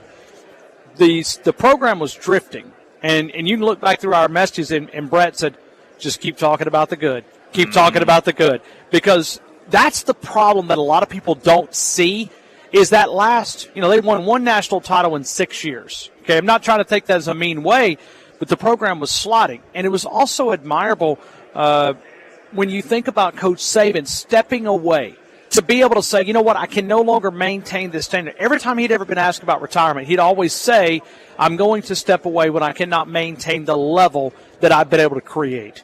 I think he saw it. He saw it because he could no longer get the assistant coaches. He no longer could get – the players were still there. Okay, the players were still there. It was the coaches. He was no longer getting 1 and 2 and 3 and 4. He was having to go 4, 5, and 6. He was way on down the list when you look at quality coaches. And, P. Golding leaving Alabama. I heard some names for replacement. Guys, it would have been the most embarrassing thing. Thankfully, Kevin Steele had 1 more year left in the tank. If not, I mean, they might have had to go to the flag football intramural field to get a defensive coordinator. And Kevin Steele did a good job. He did a great job. And we knew he would. Ryan Fowler, so in those 17 years, okay, it wasn't lovey, touchy, feely. And I resist this a little bit, but he didn't make you, but he sure helped you. Oh, the product was there. No, and I told him the other day. I told Coach Saban. He walked up because I'm in an era that I feel like that I've always got to thank people that help me out.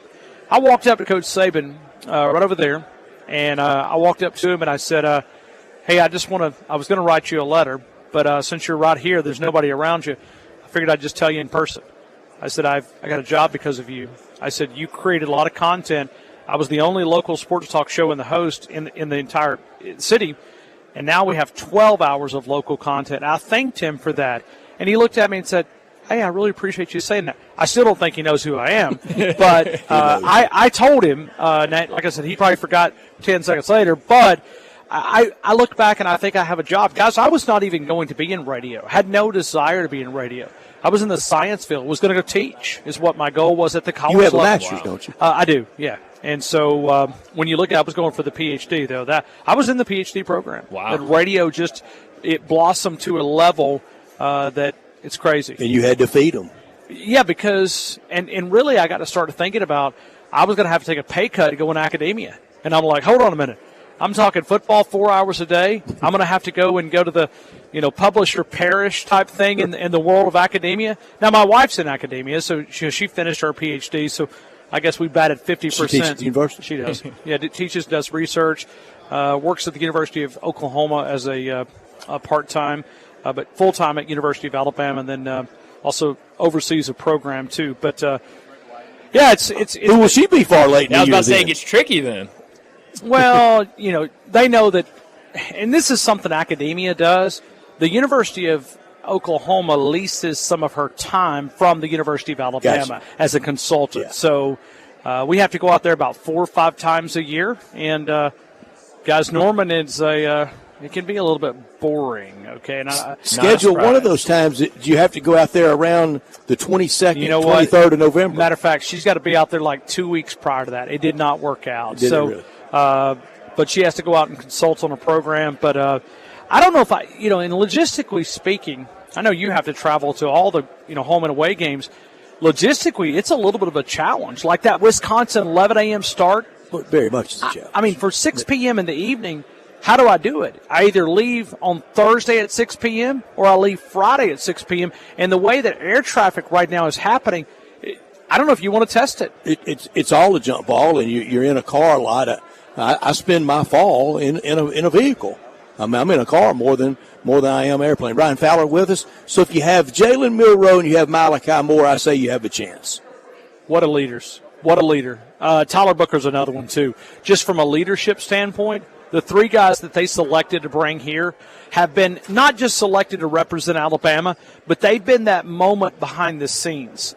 Tyler Booker shared a story with us, and he said he looked down at his phone, now not just for them, but just also for us. He looked down at his phone after practice in spring football, and he gets a phone call from Nick Sheridan, the offensive coordinator at the University of Alabama, and he said, "Oh, Lord." First thing went through my mind, because all the other coaches was always negative reinforcement. It was not positive. He answered the phone and said, What did I do wrong, Coach? He knew that he had done something wrong. Nick Sheridan says, "Tyler, I just want to say how much I appreciate you, how much I love you. Your leadership has helped us transition a lot smoother, and I just want to let you know how much I appreciate you." Wow. He said he was literally speechless. He went, "Did this just happen?" Okay. All right. Thank you, Coach. He said he hung up, and it really hit him. He had to call him back because he didn't know if he responded properly. He's like, I'm just not accustomed to that, because it was the other side. Coach Saban loved his players, but he was also a guy that rode them pretty hard. They were afraid to make mistakes.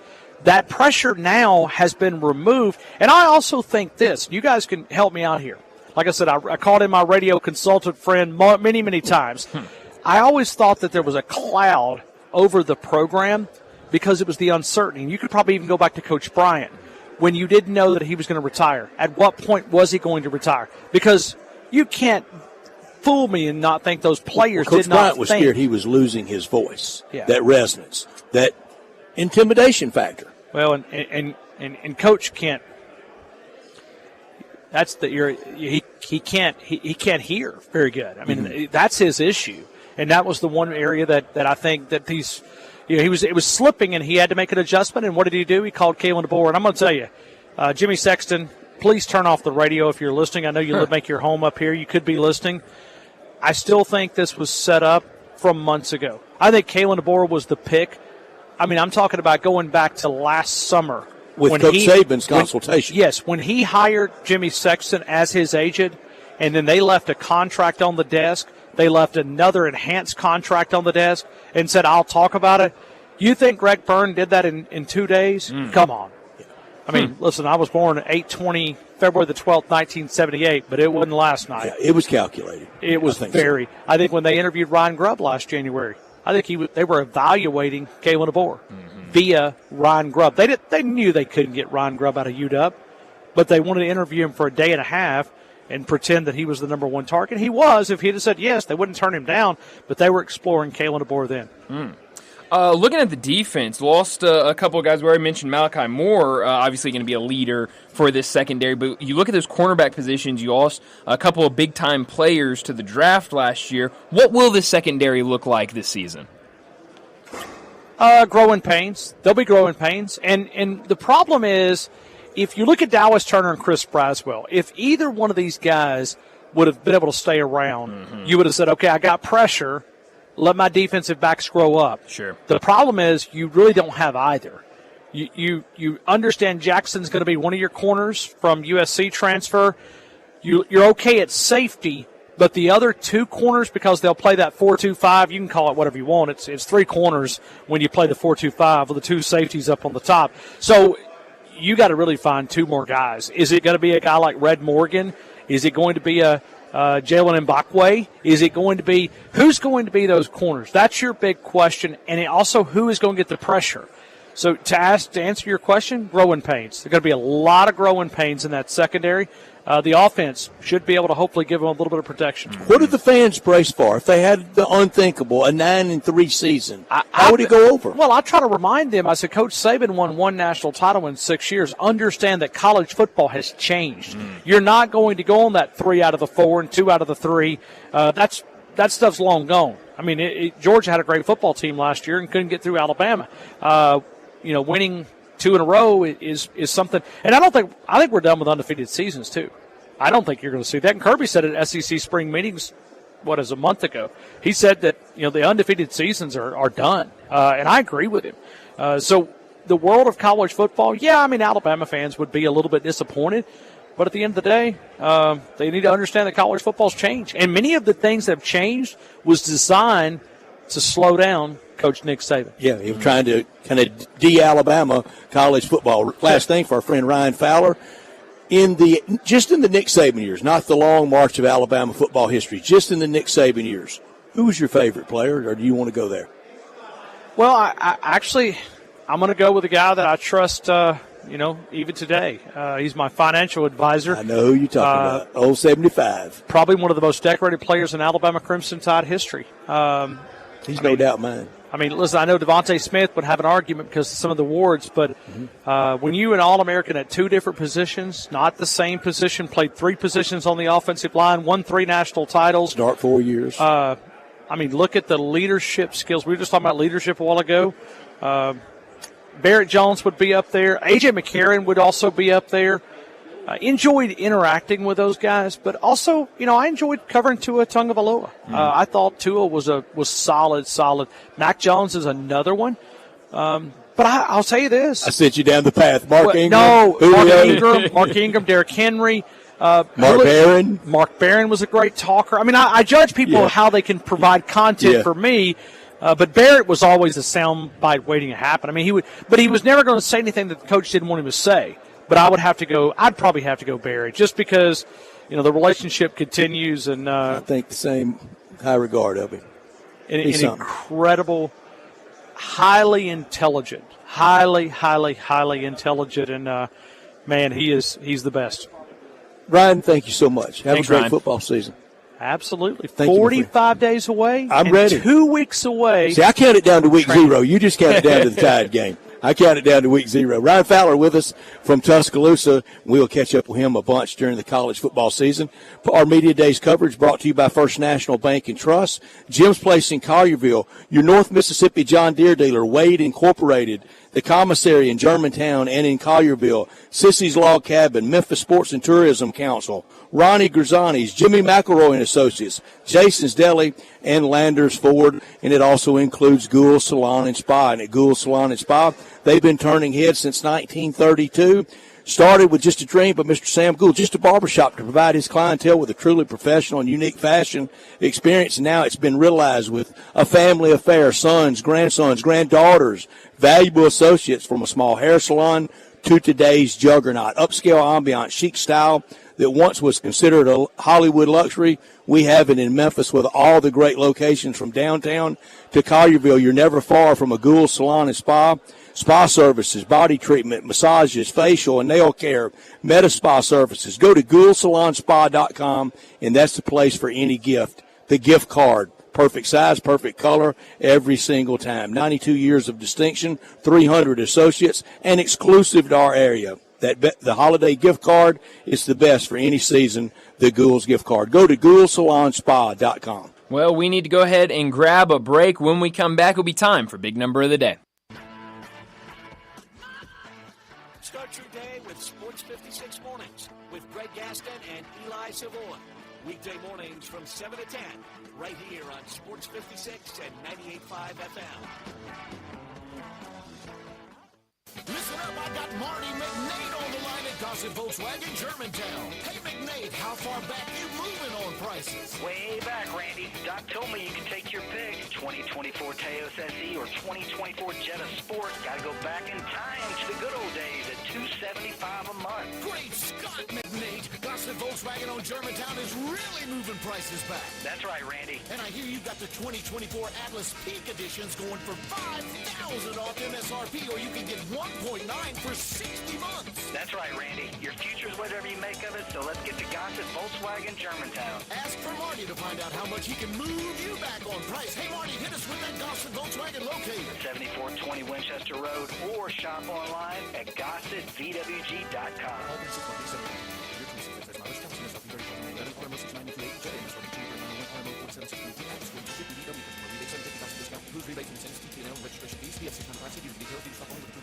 Jenkins Floors and More invites you to their retail warehouse where they pass wholesale savings on to you. Jenkins Floors in Little Rock, Cleveland, Mississippi, and now open in Horn Lake at 2356 West Goodman Road. Specializing in flooring and carpeting, tile, plantation shutters, and blinds, Jenkins makes your life easy with a 2-week turnaround. Contractors, builders, or family projects, call 662-469-9350 for a free estimate. Owners Timmy and Rebecca Jenkins say hello to Sports 56 fans and look forward to your business. Fox Sports Radio's teamed up with Tire Rack this summer to give away a set of 4 tires every 2 weeks through August 25th. 3 lucky winners will each receive a set of 4 tires from Tire Rack, plus vehicle installation, taxes, and fees valued up to $1,500.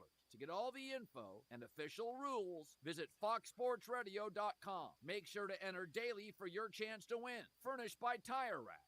TireRack.com, the way tire buying should be.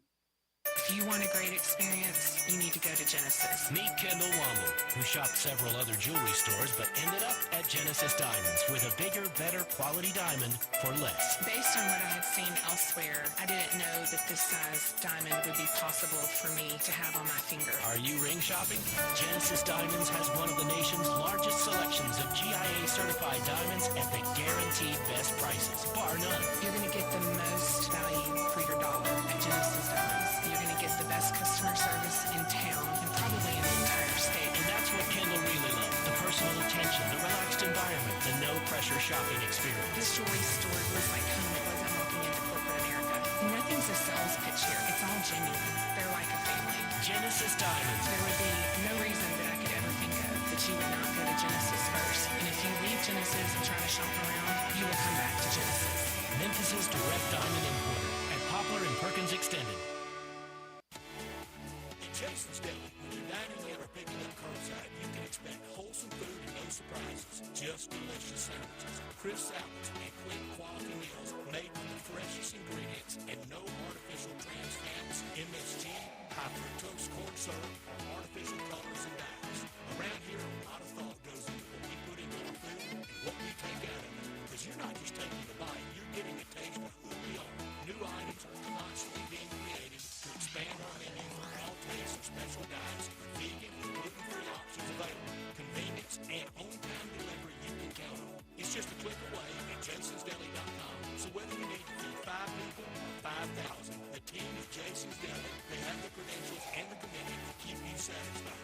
Freshness is nearby at Jason's Deli with locations at Ridgeway in the Park Place Center, Poplar in Highland, Germantown Road in Cordova, and on Goodman Road in Olive Branch. Jason's Deli, it's wholesome food and no surprises. Now back to Sports Time on Sports 56 and 98.5 FM. Here once again are Brett Norsworthy and Brian Davis. Among our Kodak All-American great lineup of SEC Media Day sponsors, it includes a really good fella, and that's Jimmy McElroy. And Jimmy knows. He knows this market, and he knows people have financial trouble at times, and if you need help, give Jimmy a call at Jimmy McElroy and Associates at 901-363-7283. At McElroy and Associates, they understand that bad things can happen to really good people, and Jimmy has helped thousands of people overcome financial problems in 30-plus years of experience. You just dig yourself a little too deep, let Jimmy and crew help dig you out. He's licensed in Tennessee and in Mississippi. They make this process as easy as possible. Nobody wants to go through it, but they've got it down to guide you through it. Contact them today to find out how you can get a first fresh start. That is Jimmy McElroy and Associates at 901-363-7283. It's time for our big number of the day.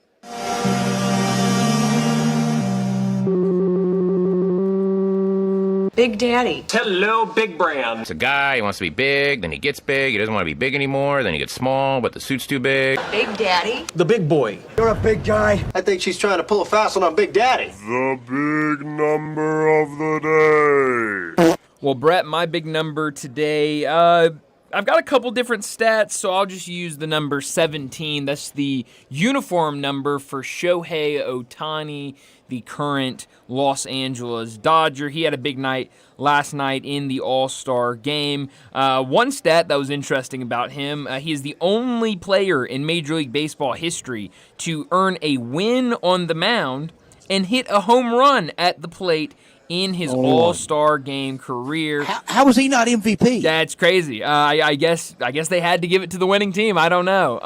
But that was a crazy stat from last night. And then the other number, this one, maybe even more of a reason to give him MVP.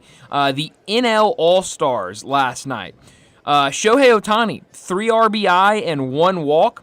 The rest of the team, 0 RBI and 0 walks. He's the only. So he was pretty valuable. He was the.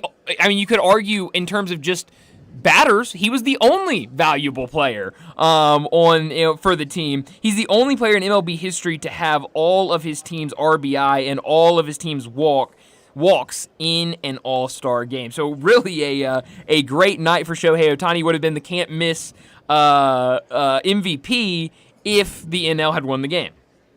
My big number is 235, and I have tracked this for several years now and referenced it a lot. I guess I have one more reference in. I'm doing an event. Rob Fisher and I are doing an event in late August for a group, and I'll reference it that night. But 235, that's the number of games coached at Alabama for Coach Nick Saban.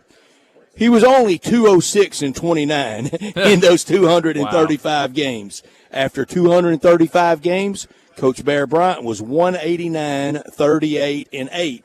So if you gave all 8 ties to Coach Bryant, he's still at only 197 wins. Coach Saban even gets him in. So it's plus 17 in the win column all time. Kalen DeBoer, he will have to get to 16 or 17 years coached at Alabama to be around 235 games. So, Bryant, tell me all about it in 2039 and 2040. Oh, yeah, no, that is incredible numbers. I mean, we mentioned it earlier. there's been a lot of talk. We saw the introductory press conference. We saw the pictures and videos from spring practice and A-Day.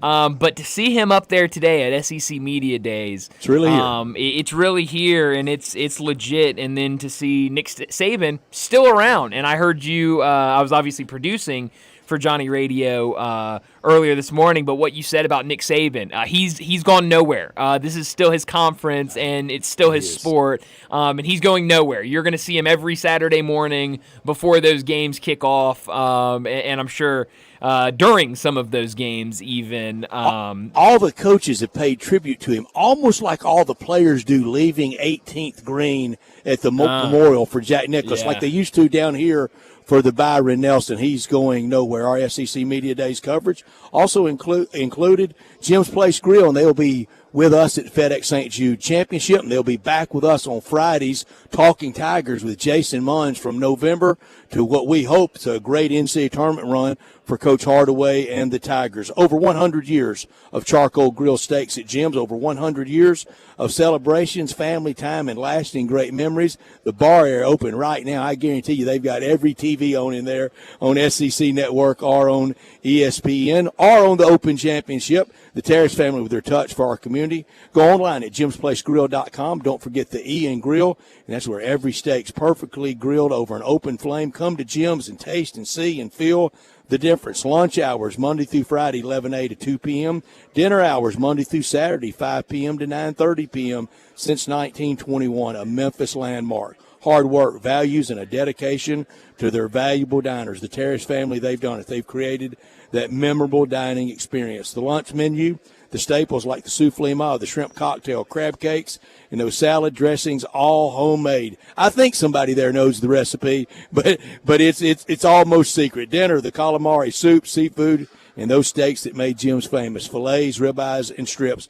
That great bar area that's hopping right now at Jim's Place Grill in Collierville. Well, we need to go ahead and wrap up our 4 o'clock hour and get to a break. When we come back, Texas, they had their first SEC Media Days earlier today when Steve Sarkisian talked to the media. So we got to talk about those Longhorns, and the voice of the Texas Longhorns, Craig Way, he will join us next to discuss year one for Texas in the SEC. We'll do that next on Sports Time.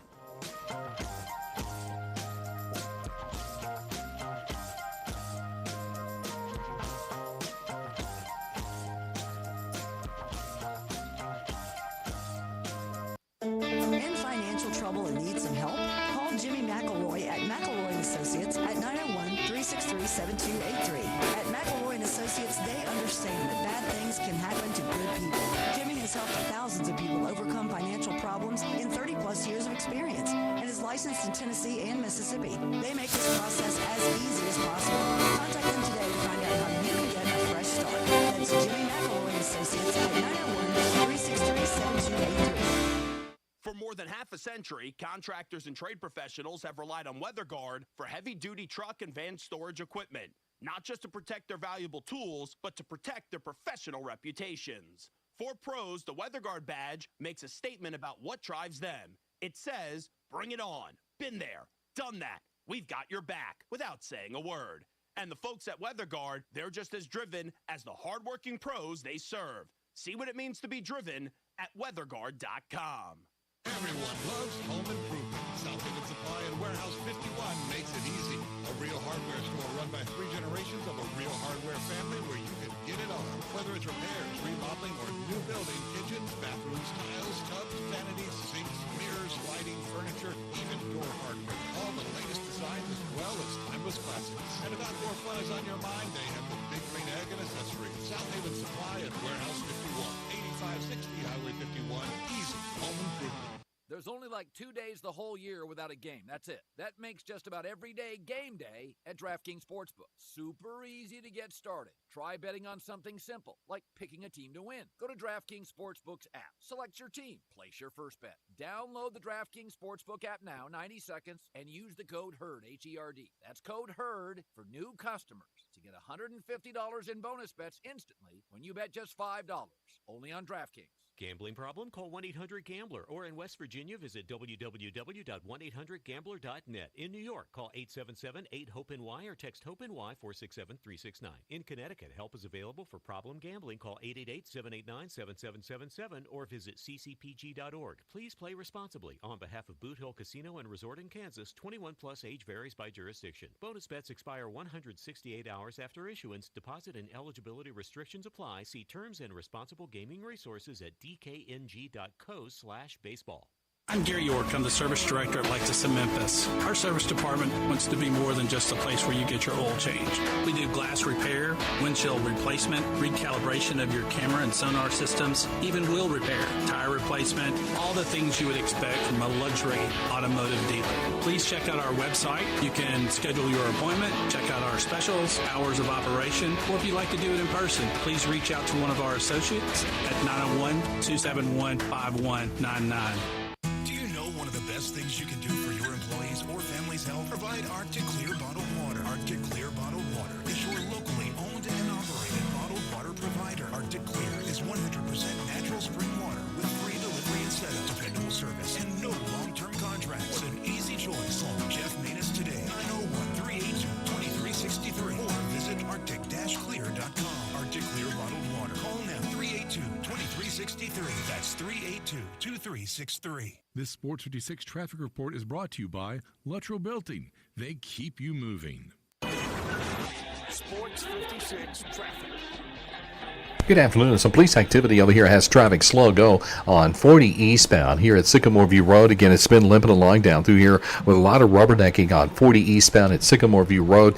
And give yourself extra time over here on this side of town because of this situation. Traffic's on the increase on 240 as you get on to 385. Billmore's Parkway still looks good as you head on out towards Collierville. Weimer's Jewelry right here in Memphis has specialized in bridal ring purchases since 1984. Go by and see them save a lot of money at Weimer's Jewelry, 7525 Highway 64. I'm Commander Chuck with your on-time traffic.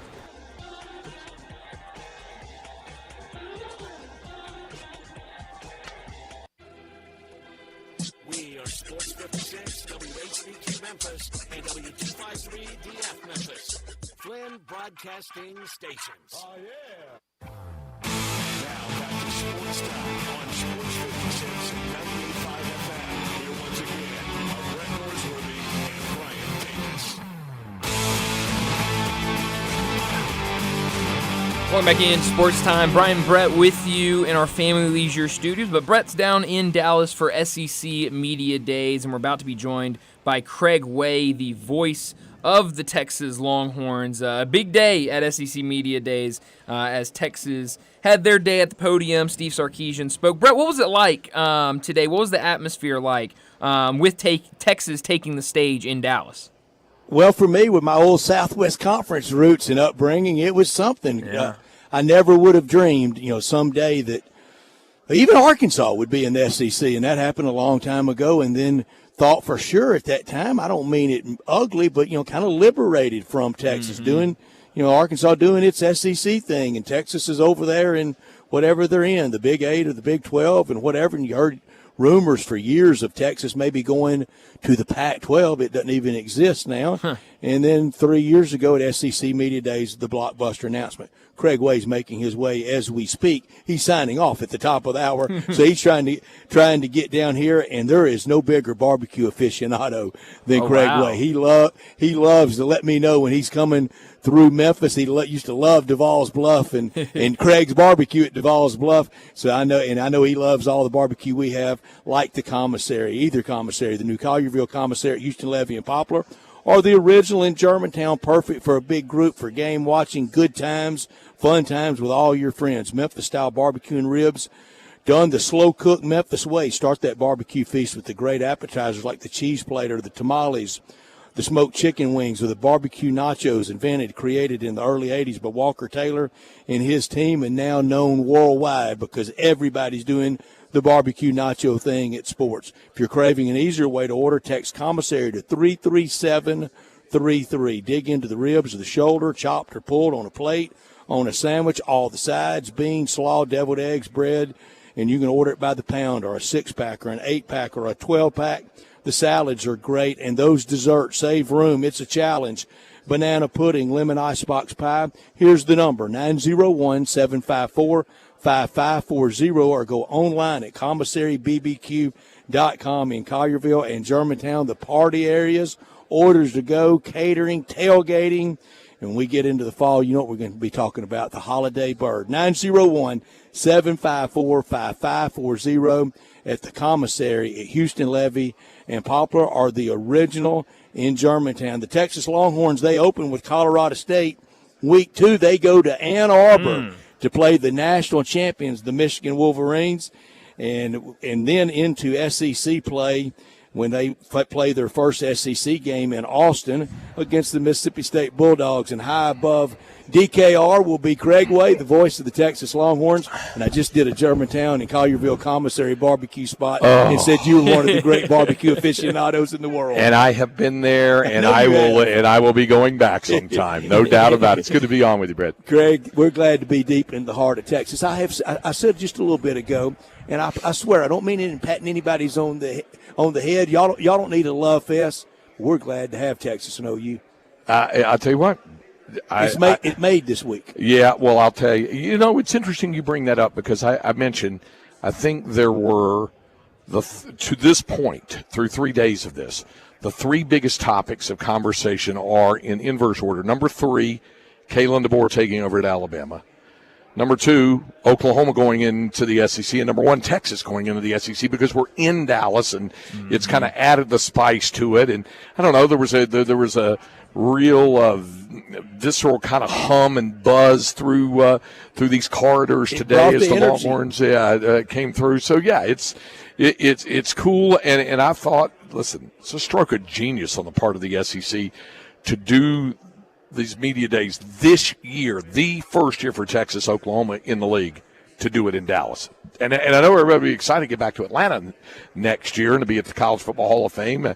I'll look forward to that. That'll be an awful lot of fun. But I think it was a pretty smart move on their part to have it in Dallas this year.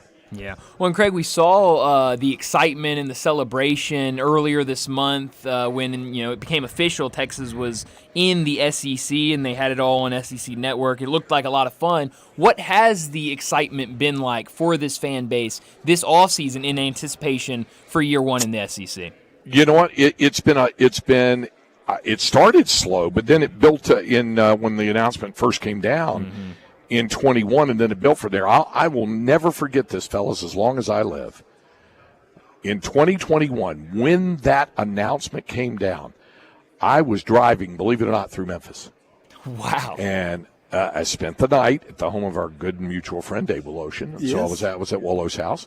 And we were talking about it. I've already referenced Craig Barbecue. He left there. Absolutely, yes. And then we went to Gibson's Donuts the next morning, afterwards. But I will always remember where I was when I heard that. And I wasn't shocked because I'd heard rumblings that something like this might come down. But just when it does come and when it is official, it's a little bit jarring. And so for a while, for Texas fans, it was kind of a slow ramp up because remember that was Sark's first year.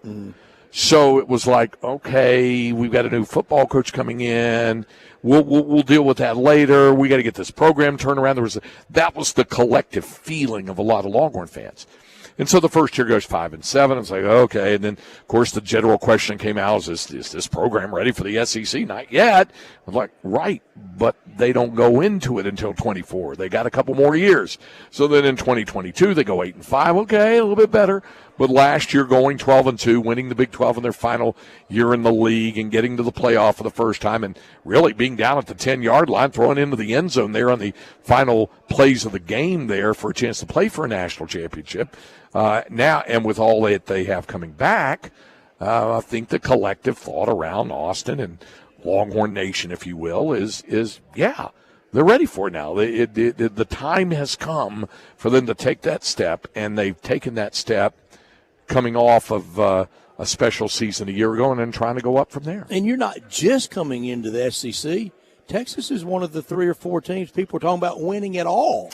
I think because of what happened last year, that's going to be a topic of conversation. Now, you were talking about the schedule. We're going to get an indicator pretty early when they go up to the Big House on September 7th. So that will be a start.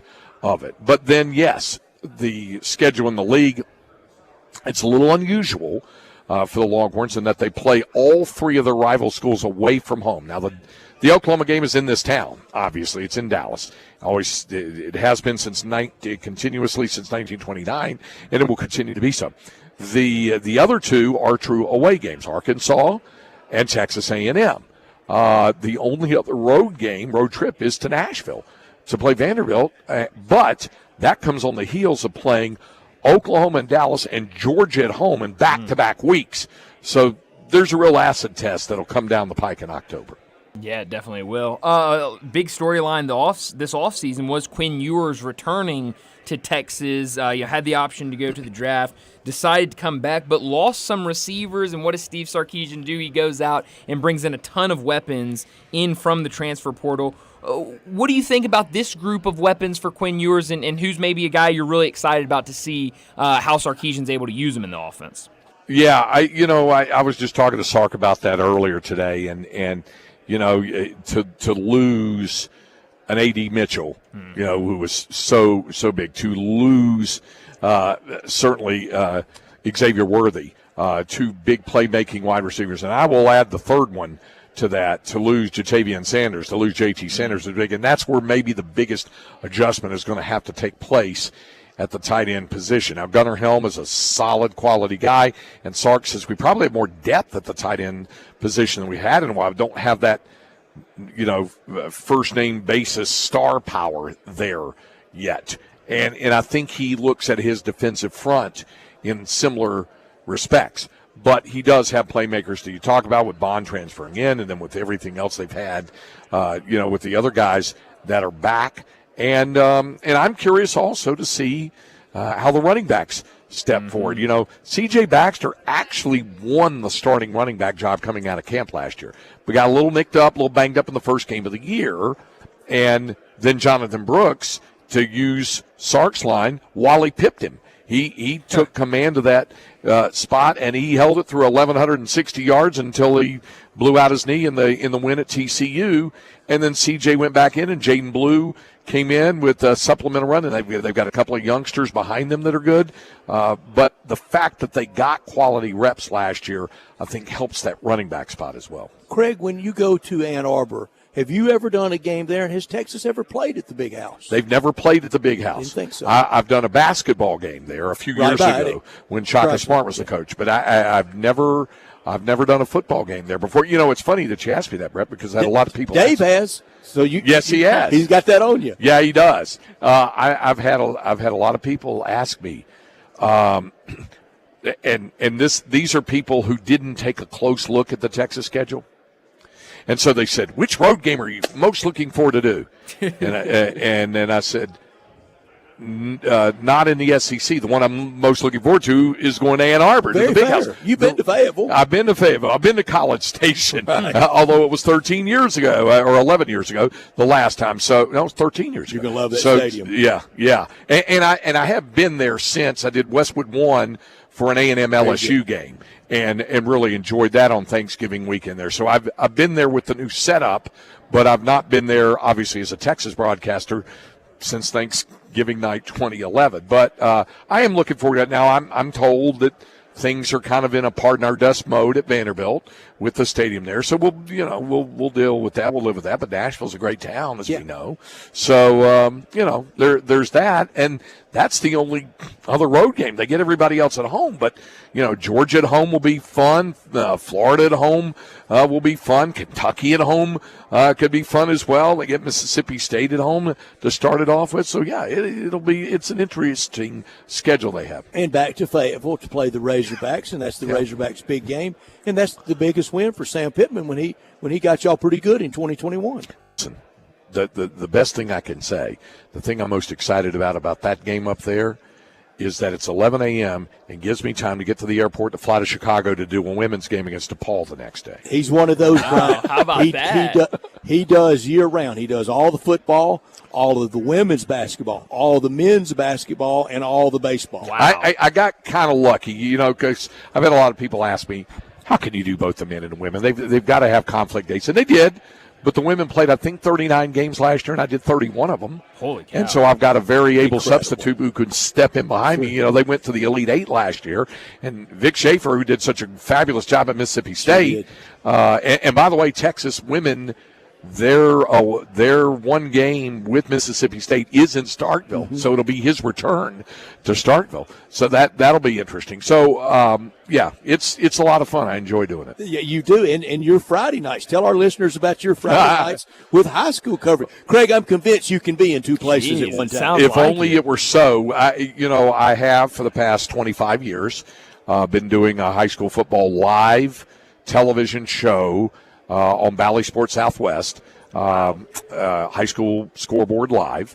And we've added to it, we've called some games where I've raced to the studio. We've had a couple of games in the playoffs where they were Remy's. You know, we did it from the studios and then do the show after that. But I've done that show from 11 at night till 1 in the morning for the past 25 years, and then I go back down to Austin or wherever Texas is playing. There are exceptions. I mean, you know, I don't want to risk trying to fly into Des Moines and get to Ames in time to do that in the past or somewhere else far. I wouldn't do that for Michigan if that this year. I would skip the show on that Friday, and I'll probably skip the show for the trip to Nashville. Otherwise, I think I'll be there just about every Friday night. Your schedule's pretty conducive for your Friday night duties. Yes, yeah. So I think I will be doing that again this year. That is incredible. Craig Way, the voice of the Texas Longhorns. When I say that, it's every sport at Texas. And coming into the SEC, Bryant can attest, I have defended heartily Quinn Ewer's comment of we're everybody's biggest game.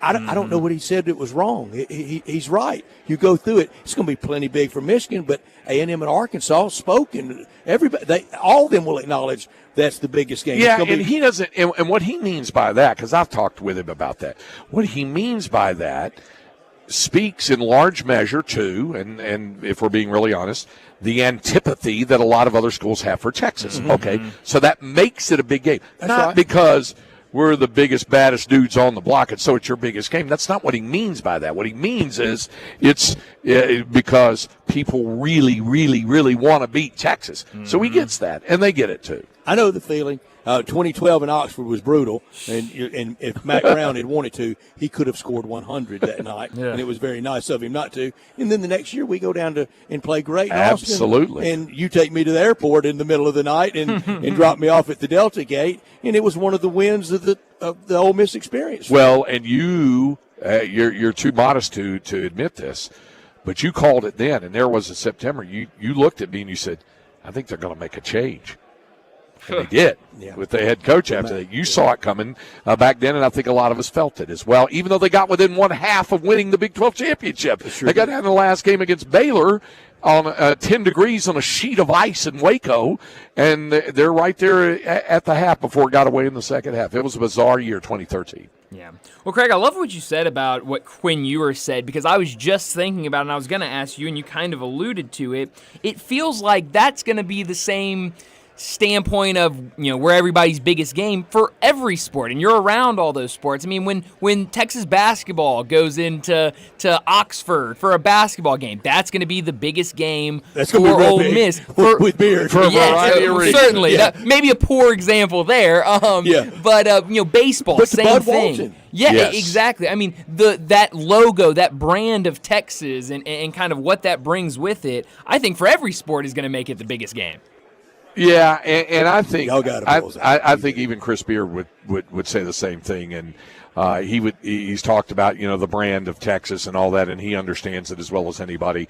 I think so, and then the other places they would go, there would probably be some similar thoughts about that when they play at some of these other places in the SEC. That the exception to the rule, fellas, I would give to you right now would be baseball, because baseball in the SEC is at such a high level, and Texas is starting a rebuild again. Now, I think Jim Schlossnagle can do a really good job there. He obviously did at Texas A&M and at TCU before that.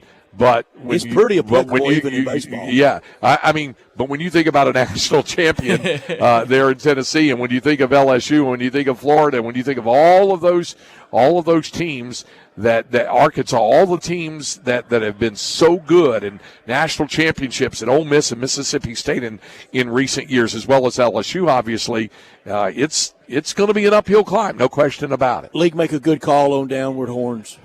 Yeah, because it's such a non-story to Texas people. They don't that got so overblown. You know what the history of that is? It's two things.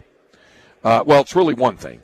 Against Texas Tech, Mike Davis scores a touchdown and he holstered pistols, and he got flagged for it. And so they asked Mac Brown about it in the news conference on Monday, and Mac's response was to say, if they're going to flag for that, then they should flag for horns down. So immediately it was like a fire. Oh, Mac's, they're mad because of horns down. The players couldn't care less about it. I'd say 95% of the fans. There's a little small pocket of fans who think it's disrespectful or whatever. But look, it's just fans being fans in your face. It's nothing. It's really nothing. If they throw a flag, it would be because of the in-the-face taunting. But that could be in anything. That's everybody. That could be somebody giving you the one-finger salute. So I don't. You'll get that at LSU. Oh yeah. I look forward to that. They're not. They're not on the football schedule this year, but we'll look forward to seeing that in other sports. Yeah, and playing Rick Barnes and Chris Beard, that'd be great for you because you had great relationships. I did, and Rick has been so good to me when Texas has played Tennessee in the recent Big 12 SEC showdown. We've had great conversations. I mean, I almost burst into tears afterwards when we got done. He said, I love you, Craig. So we worked together for 16 years. We had the common bond. Both of us grew up in the state of North Carolina, and we had a lot of same common interests. So, I'm on a similar plane with Mac Brown. We converse quite a bit. I think, Brett and Brian, I think the best thing about doing play-by-play for a big college program is the relationships you make, yes, with the student athletes, but in specific with the coaches, because they have to trust you, and you have to understand you've got their interest in the program and the fans' interest as hard, but you also have a job to do as a broadcaster. And when you've got their trust, that's when it's extra special. Was Mac one of your favorites? All time. Yeah. All time. I had a golden era from about when I started the play-by-play in the 01-02 season for 15 years with Mac Brown, Rick Barnes, and Augie Garrido. And for the first 8 of those years, Jody Conrad for the women. And then after that, Gail Gueston, of course, was fabulous. And then Karen Aston, who'd been on Jody's staff, and now with Vic. I've been blessed. Yeah. I've been around great coaches and great goodwill people. begets goodwill. And you give the goodwill. Well, anybody that hauled me to the airport at that hour in the night. That's a good man. You did not need to be cruising around Austin or trying to get a ride at that hour of the night to get out to the airport. He saw me outside of DKR, and I had my bags. He said, "What are you doing?" I said, "I'm waiting to get a cab or something." I said, "You're not going to get a cab here, dude." He said, "I live out by there. Get in my truck. Come on." Greg yeah. Way, thank you so much. Can't wait to see you around a bunch and listen to you when we can. And there's a reason why people love you. You give it back. Thank you. Well, it's great to be in the SEC, and it's great to see you. I'm glad I get to see you guys on a regular basis now. It's a lot of fun. You got it. The voice of the Texas Longhorns, Greg Way, and we will be visiting with him a lot, and I know he'll be on with Dave Woloshin some this year as they are good friends and work together at KLRD a long time ago here in Dallas. Brian, Texas's schedule, I'm big on them. I got them 11-1. That one loss at home against Georgia, but I'm going to stay with it. As I said about my picks, I'm going to stay married to all these picks. Unless something big, crazy happened in August, and something that would change them was, I hope nobody would have to endure anything like that coming up in August. But I've got them winning week 2 at Michigan, and I've got them winning every week except for Georgia, and they won't pay back in Red River rivalry. RRR as they designated on Twitter. I never knew that. I love that. Spurrier's OBC, old ball yeah, coach. That's right. Bryant Denny Stadium for Twinters BDS. Vaught Hemingway's VH. Neyland Stadium's NS. I never knew Red River Rivalry on the Twitter machine is RRR. And learned something new today, Brett. How about that? But, I mean, I'm with you. I mean, I don't know. I know there's some people that, aren't buying the hype of Texas, but I don't know how you can. If they can keep Quinn Ewers healthy, weapons they brought in, what this defense looks like it can be this year, I mean, I think they're going to be one of the top teams, not only in the SEC, but in the country. It's going to be a fun year. They are not overhyped. There are years that sometimes we get a little ahead of our skis with Texas, but I don't think it's this case. I told you 3 or 4 weeks ago that I was so ready for college football that I was out there at YouTube, and I wish I'd asked Craig about this. I bet he was at the service. It was the service for legendary head coach Darryl Roy and the 93-year-old band director out of retirement in the final ensemble of the service came out and led the whole building. They were at the drum at the Irwin Center, and the whole building, the Eyes of Texas. I bet Craig was there. Wow. It was moving. When they roll into town, they get your attention. You want your attention gotten? Get it at Jason's Deli. They'll do it for any event. 5 or 5,000. They have you covered for any catering event. They have you covered in all these great locations that they have, like over across from MUS on Ridgeway Road, by the University of Memphis at Poplar and Highland, down in Olive Branch, out in Cordova. In every one of those locations, that great salad bar of over 30 items to choose from, and you to prepare it however you would like. Plenty of organic food to choose from. Dine in, to go, or delivery, wholesome food forever. It's a family thing at Jason's Deli. And the salads on the menu, like the Chicken Club salad, the Big Chef salad, the taco salad, all that food is great, and it's all about choice at Jason's Deli. Trans fat-free food, healthy, first franchise in the nation to be trans fat-free.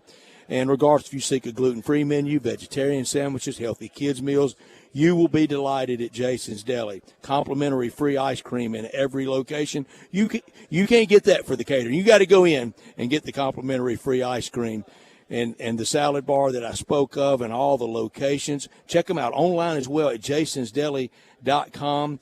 Catering for 5 or 5,000, and they are ready for back-to-school events. Wholesome food forever. It's a family thing at Jason's Deli. Well, we need to go ahead and get to a quick break. On the other side, very excited for this. SEC Commissioner Greg Sankey, he'll join us to talk about the SEC and the landscape of college athletics. He'll join us at the desk next on Sports Time. Be sure to follow us at Sports56 WHBQ on Twitter, Facebook, Instagram, and YouTube to watch live video of our shows. Stay up to date with station events and have chances to win prizes. Don't miss out on anything that's going on. Follow us at Sports56 WHBQ.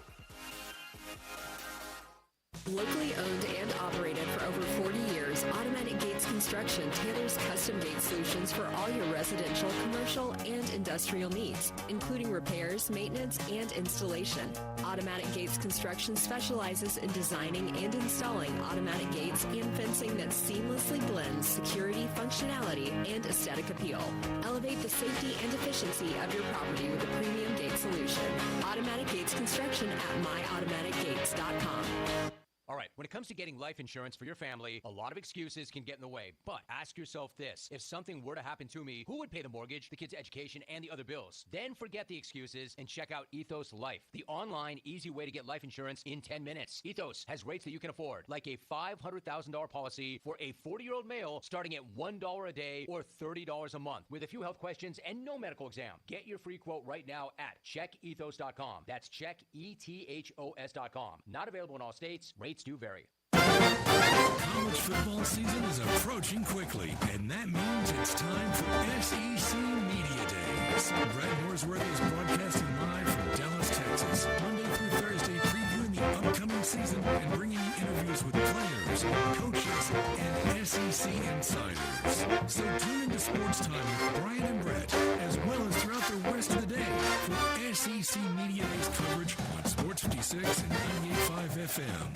SEC Media Days is brought to you by First National Bank and Trust, Woods, James Place in Collierville, your North Mississippi John Deere dealer, Wade Incorporated, the Commissary in Germantown and Collierville, Sissy's Log Cabin, Memphis Sports and Tourism Council, Ronnie Grisani's, Jimmy McElroy and Associates, Landers Ford, and Jason's Deli. The SEC Media Days on Sports 36 98.5 FM. This is the story of the one. As head of maintenance at a concert hall, he knows the show must always go on.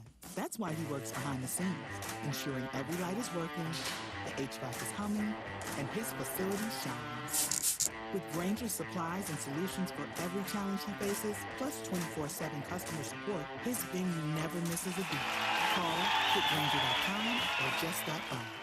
Granger, for the ones who get it done. It's the season for fun, sun, and savings at the Volkswagen Savvy Summer Sales Event. Going on now at Gossett Volkswagen on the Pike, and I've got Jason, the main man Marshall, on the phone to give you the lowdown. Randy, I've got the 2024 Taos SE, $299 a month, 36 miles per gallon on the highway. 2024 Atlas Peak Editions, $5,000 off or just 0.9% APR for 60 months. And the new 2024 Tiguan, $3,000 off or just 1.9% APR for 60 months. And the list of savings goes on and on at Gossett Volkswagen on Covenant Pike. And remember, no reasonable offer will be refused. Summer fun has begun. Ask for Jason, the main man Marshall, at Gossett Volkswagen, 1875 Covington Pike, or online at GossettDWMemphis.com. Where we're charging for it and charging less every day.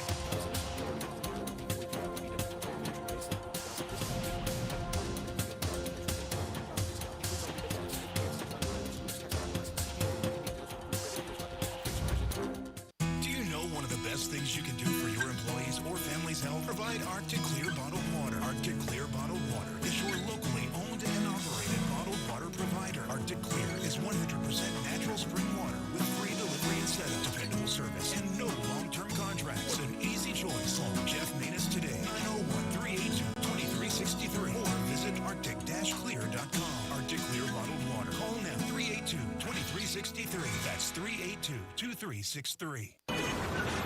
Sports 56 traffic.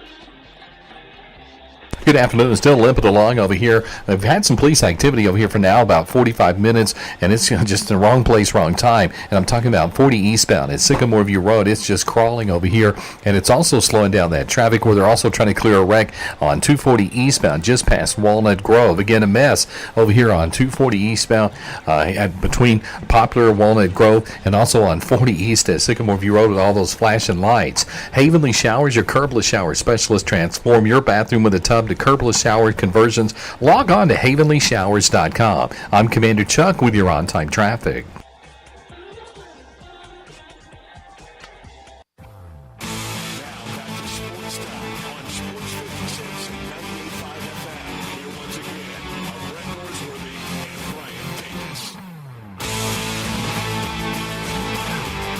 Welcome back into Sports Time. Bryant and Brett with you, and it's been a really fun week already at SEC Media Days. Brett is down in Dallas for SEC Media Days, and we're real excited about our next guest. Commissioner Greg Sankey joins us at the desk to talk about the SEC.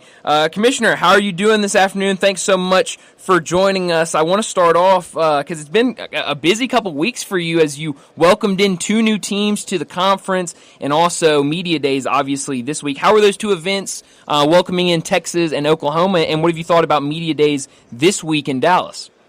All good from my perspective. The end of June was a hard and fast run. I left home on the Saturday of Game 1 of the College World Series Finals, and I was on the road for, I think, 11 consecutive days in 5 cities. So I was a little bit weary. Went up, caught my breath a little bit at a little place we have near my hometown, and came back here Sunday, and it's really been a fulfilling week. We've moved through those entry events, which were fun in our new local communities. We're in Dallas for the first time with Media Days. I've had a great turnout. Outstanding. Really good conversation. You got more room on Radio Row. It's like Super Bowl. And you have daylight streaming in. You It's can right. actually see the weather outside. So You and they have nailed it. What was harder, Commissioner, the conference realignment or NIL or COVID?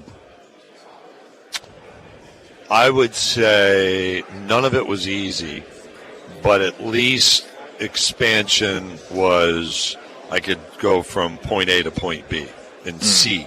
It's either you've got an expression of interest, it doesn't happen, or it does happen. COVID all of a sudden was upon us. We'd been in the middle of preparation for 6 weeks about what ifs, had never gone fully to the shutdown, although we had some preparation in place. And then what you couldn't figure out was, like, where was the finish line in this marathon? I've run 41 marathons in my life, and there's always a finish line, but you couldn't see it. And that was really, really hard. But you know what? There was a rallying cry. We want to play. And once we got to the we want to play, you could keep working through. Our current mix of issues is more complex. And what is the finish line? What is the rallying cry? Like, when you say we want to play with all the legal and litigation issues, like saying we don't want to be sued, that's not a rallying cry. We want to get out of the lawsuits, that's not a rallying cry. We want to pass a bill, that's a bit of a rallying cry, but it doesn't connect. So the current circumstance is at a high level a challenge, and I've read enough to know that when you're in these positions and you think, well, I've seen it all, just hang on, because there's going to be more in front of you. You had a challenging time. You keep mentioning going to Congress for NIL, an NIL answer. Why Congress, Commissioner? What does Congress do that gives you confidence they can get that right? Yeah, well, that's a whole other part of the conversation. True. So Congress, and I mean this respectfully because I've met any number of great elected leaders, the current political environment makes it difficult for Congress to do what it must do. So doing what we want Congress to do is a whole other challenge because there are things they have to do, and this is a, hey, would you? If you put Congress aside, then, and this is part of our current work thinking, conference rules and state laws have to intersect. And we have some state laws that have been adopted that bar an association from really enforcing rules. But our student athletes say this is not the environment they want. And so something has to give. The reason Congress, bringing them back in, is inserted is that is where a national standard can be implemented. We were accustomed to the NCAA, whether we liked it or not. It set the rules. For a variety of reasons, these new state laws and state attorneys general who've pursued litigation against the NCAA, we're now fracturing to a point where how do you regulate in this environment is not in the manner we used to. It is, will Congress engage, or do we just do this complete this regulatory exercise at the conference level in partnership with states? Yeah. I'm curious, one of the other things Brett mentioned about conference expansion, I mean, these past couple of years has just been so crazy when you look at the landscape of college athletics. I've heard your comments the last couple of days at Media Days and even before that. For you, as a commissioner in a power conference, what is that like when it comes to what other conferences are doing? What's best for your conference? How close are you having to watch what, say the Big Ten is doing, or say the ACC is doing? How close are you watching those moves, to make sure that you like what you're doing and kind of keep up on everything? What is that balance like when it comes to conference realignment and everything going on? I start with a focus on our 16, particularly with the scope of the additions, the significance of the additions that we've now achieved. And the competition ahead has to be well supported. So that is where the focus rightly is. And when I say 16 is our today and 16 is our tomorrow, that is me saying, don't become confused with the noise, or don't become distracted by the noise. One has to pay attention. In 21's outcome and the invitations to Oklahoma and Texas were the beginning of a conversation that I initiated in 2015 with our leadership. It wasn't something that took a lot of time. It was just, hey, here's an analysis, here's an update, here's a view. And then it happened.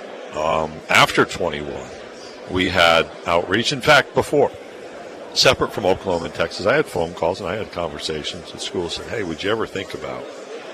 We didn't act. We wanted to act where it was the right circumstance, the right mix, the right additions. So now I take that same approach. I'm very attentive. I think about, well, what might happen. Yeah, I think about where are contract dates, what's the unhappiness. That doesn't mean we'd grow beyond 16, but I have a responsibility to keep my membership informed to the extent I'm aware. Have you ever had someone that was interested in joining the SEC and you had mutual interest that you passed on that you've regretted? No, I've not. So anybody that wanted you, you've wanted them? Yeah, and I think that's the only way it works. So, there were points of outreach again and different ideas. And when those arose early in my tenure, and I went to the chair at the time of our president's group and said, what do you think? Do I advance this or not? That was an effective filtering mechanism, but no, nothing else really has left the ground, so to speak. We're going to 9 games. When? I don't know. We will talk about 9 games again. We provided an update at a meeting in early May, and we've always we always have an agenda item about football scheduling with our athletics directors. Provided an update to our presidents briefly in March and May. We provided another update to our ADs in Destin, and then given the importance and the time pressures around what we're dealing with the settlement idea, that's just done, off to the side. We'll come back towards the end of the summer. What we really said is it's wise to look through the season as a 16-team conference, go through the playoffs, see how the selection committee evaluates teams, flip the calendar to 25, and use that information to inform our decision about 26 and beyond. So that's kind of the time frame I see, is we're down the road a little bit. This isn't something we have to decide in August. In 25, will it exactly be flipped over? Like if you're playing, yes. I'm going to use Texas, will they they play Georgia this year in Austin on October 19th. On the third Saturday in October next year, will Texas go to? Not the date. Not the dates. The opponents. The opponents flipped over. Yeah. Brian, jump in. Yeah, no, absolutely. I'm curious. You said something that I thought was really interesting on Monday when you addressed the media, and it's something I've seen over these last couple of months when it comes to sports gambling and how it relates to college athletes. And we've seen at a lot of different places and a lot of different athletes kind of speaking out about how, with the rise of social media, that there will be people out there, they maybe lose a bet or something, and they go and target a specific college athlete, whether it's in DMs or just on a social media platform, and we've seen some people try to make changes to this and try to maybe better protect these college athletes. You talked about that a little bit on Monday. What is the answer to that? What are some things that you think we can do to maybe protect the mental health of these college athletes when it comes to a random guy in South Carolina that loses a bet and now wants to DM that quarterback or receiver and go off for them for losing them their bet? What is the answer, do you think? There are a couple elements. First, when I initially learned of this reality, it was from a PGA Tour member, pretty high-level member of the PGA Tour pre-COVID, talking about legalized sports gambling in Europe. And when he would miss a putt affecting his placement, his social media lit up, just ripping him. And he was observing as the domestic laws were beginning to change, that care needed to be exercised. So we've talked about that reality since this started. So first of all, we need to acknowledge this is a real problem. This isn't, when you're a commissioner and you talk, people listen to it, and you're like the adult in a Charlie Brown cartoon sometimes. It's just like blah, blah, blah, but it's real. So acknowledge. Second, I think there need to be very clearly stated state laws that if you engage in either personal or direct or online threats or abusive behavior, your ability to participate in legalized sports gambling evaporates. That goes away. You're removed from that. And there are plenty of mechanisms in that business to make that reality. The third is, if it is a significant enough threat, a bodily harm, there should be prosecution that can have even more penalties than just being removed. And my belief is if a state can take the gaming revenue, the tax revenue from legalized sports gambling, then it has the ability to establish laws to govern this behavior and to regulate those who participate and choose to engage in this abusive or threatening behavior. Yeah. Last thing for the commissioner of the SEC, Greg Sankey, the college football playoff. You were very instrumental in drawing it up. Why did you not go for 12 at-larges instead of the respect for the conference champions? The real history is I went for 8 at-larges. I was very clear and still have been clear that if we wanted to expand to 8 and it was the top 8, I would be supportive of that direction. What we had were competing interests, and if you're going to expand early, it had to be a unanimous vote, and so you then had a set of priorities introduced. One is access for a group of conferences. I think if you're going to expand, there was a clear need to expand for the best teams, not just conference champions. How do you reward conference champions is one of the philosophical underpinnings when this whole thing started. And so what we did with 12 is we permitted more of the best teams. So presumably 4 of the top 5 conference champions will be in that top 8 ranking. And that's what history says. The remaining 7 best teams that are not conference champions expand the best teams' access, and then this group of 5 conference champion, I presume, would be the 5th. So the reason why was everybody had to give a little. We gave a little. We've got some financial rewards coming when the new playoff is launched in 26, but it was viewed as an opportunity to build interest, to give access, and to provide more teams late in the season that have a reason to be excited because they've got a chance at the playoff. All of that filtered in, or factored in.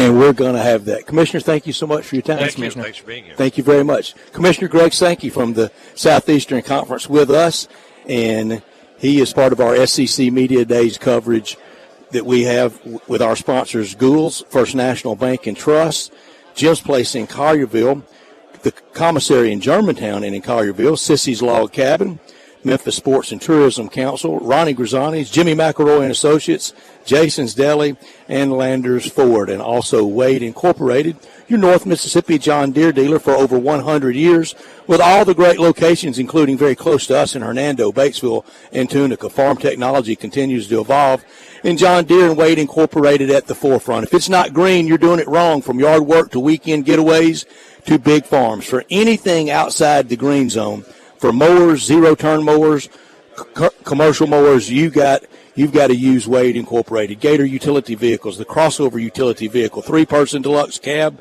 with heat and air for easy shifting. If you can drive a golf cart, you can drive any of this I've described. Compact construction equipment. Schedule a demo today. Buy online and learn more about financing at WadeIncorporated.com. Over 100 years, Wade Incorporated, servicing the Mid-South. Get in the green zone with John Deere and Wade Incorporated, reuniting great people, premier products, and innovative solutions. Well, let's go ahead and get to our final break of the day. When we come back, we'll wrap up today's show with Taco Bell Crunch Time. We are real sports talk. Sports 56 WHBQ. Available on your radio dial at 560 AM and 98.5 FM, as well as around the world online at sports56whbq.com. Take us with you everywhere by downloading the Sports 56 app. And at home, just say, Alexa, play Sports 56. Wherever you are, stay tuned in to real sports talk. Sports 56 and 98.5 FM.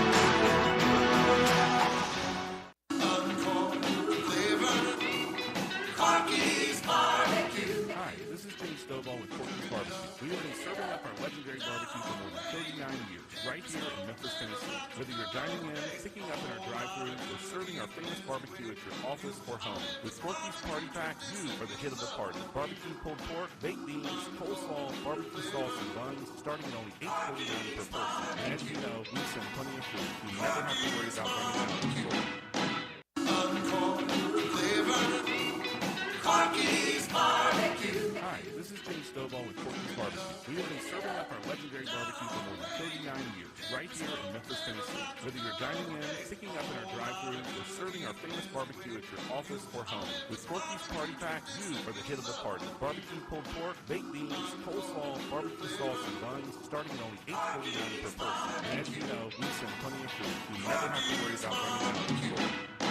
Hi, this is Troy Fiveash, owner of Fiveash Roofing. In these uncertain economic times, there are so many things as a contractor and a business owner that I cannot control.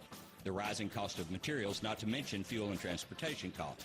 In the last 2 years, shingle prices have almost doubled, and commercial materials have doubled. And I don't have to tell you what fuel costs these days.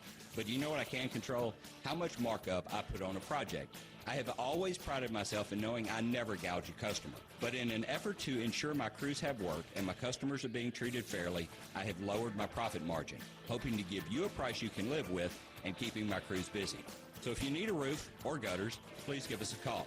Fiveash Roofing, fair, honest, and ethical. Fiveash Roofing, a proud sponsor of Tiger Athletics and a member of the Tigers home team. 367-0050 or memphisroofer.com. 367-0050 or memphisroofer.com.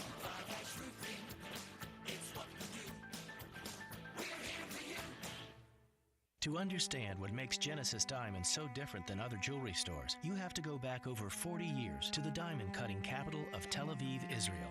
That's where Genesis owner Boaz Ramon grew up, in the center of the diamond universe. His connections with the best diamond cutters allowed him special access, giving rise to a thriving wholesale business here in the United States.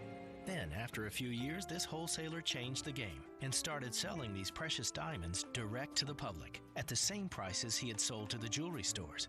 The no middleman concept became an instant success. Today, Genesis Diamonds provides that extraordinary value to people right here in Middle Tennessee, leading the industry with the highest quality diamonds that still come straight from the best cutters, offered at the guaranteed best price of any jewelry store in America. Genesis Diamonds, a truly revolutionary concept with a unique history rooted in quality, committed to excellence, and always focused on value. Genesis Diamonds, luxury brand Rolexes, and popular Perkins Extended. It's the Gossett Mitsubishi Motors Summer Sales Event, and you won't find a better bang for your buck. So get to Gossett Mitsubishi on the Pike and get 43 MPG Highway and 2024 Mitsubishi Mirage, $17,980 or $299 a month.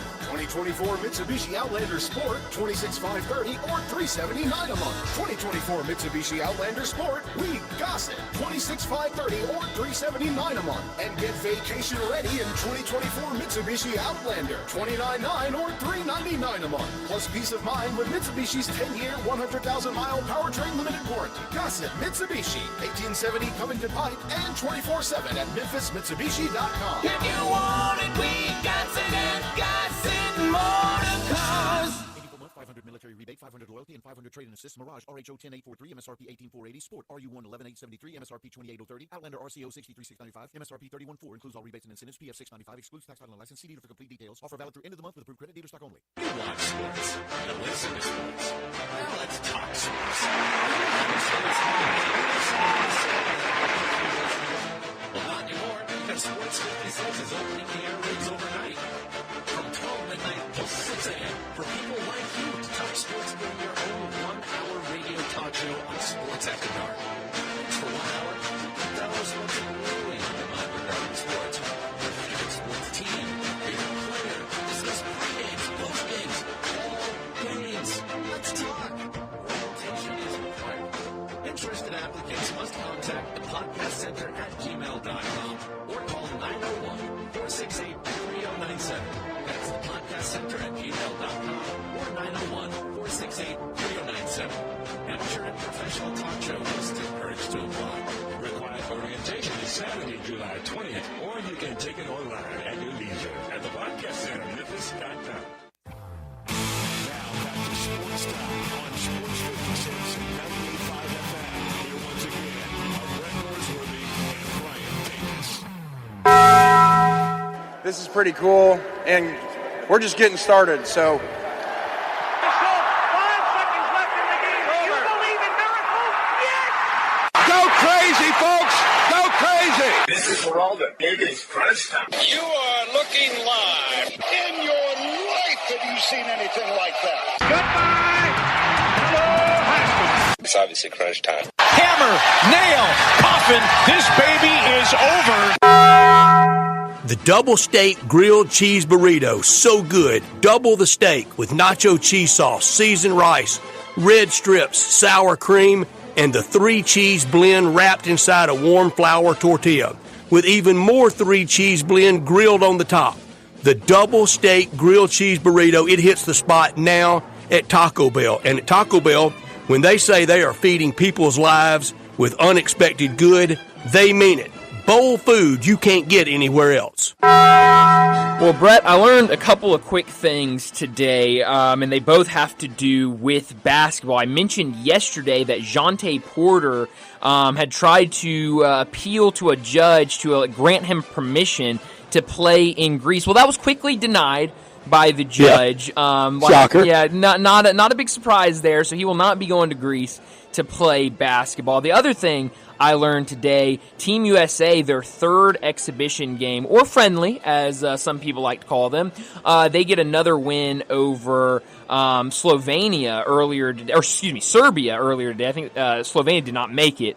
I thought they played Slovenia later in the week. They played Serbia today, got a 105-79 win in Abu Dhabi, and so a good start for them. I don't think they'll have any issues in Paris. Maybe the French team will give them trouble, but you saw Jokic on that team today. Team USA made it look easy. Canada and Australia, they both made it look easy. Australia got a little close, but it's been looking good for Team USA right now.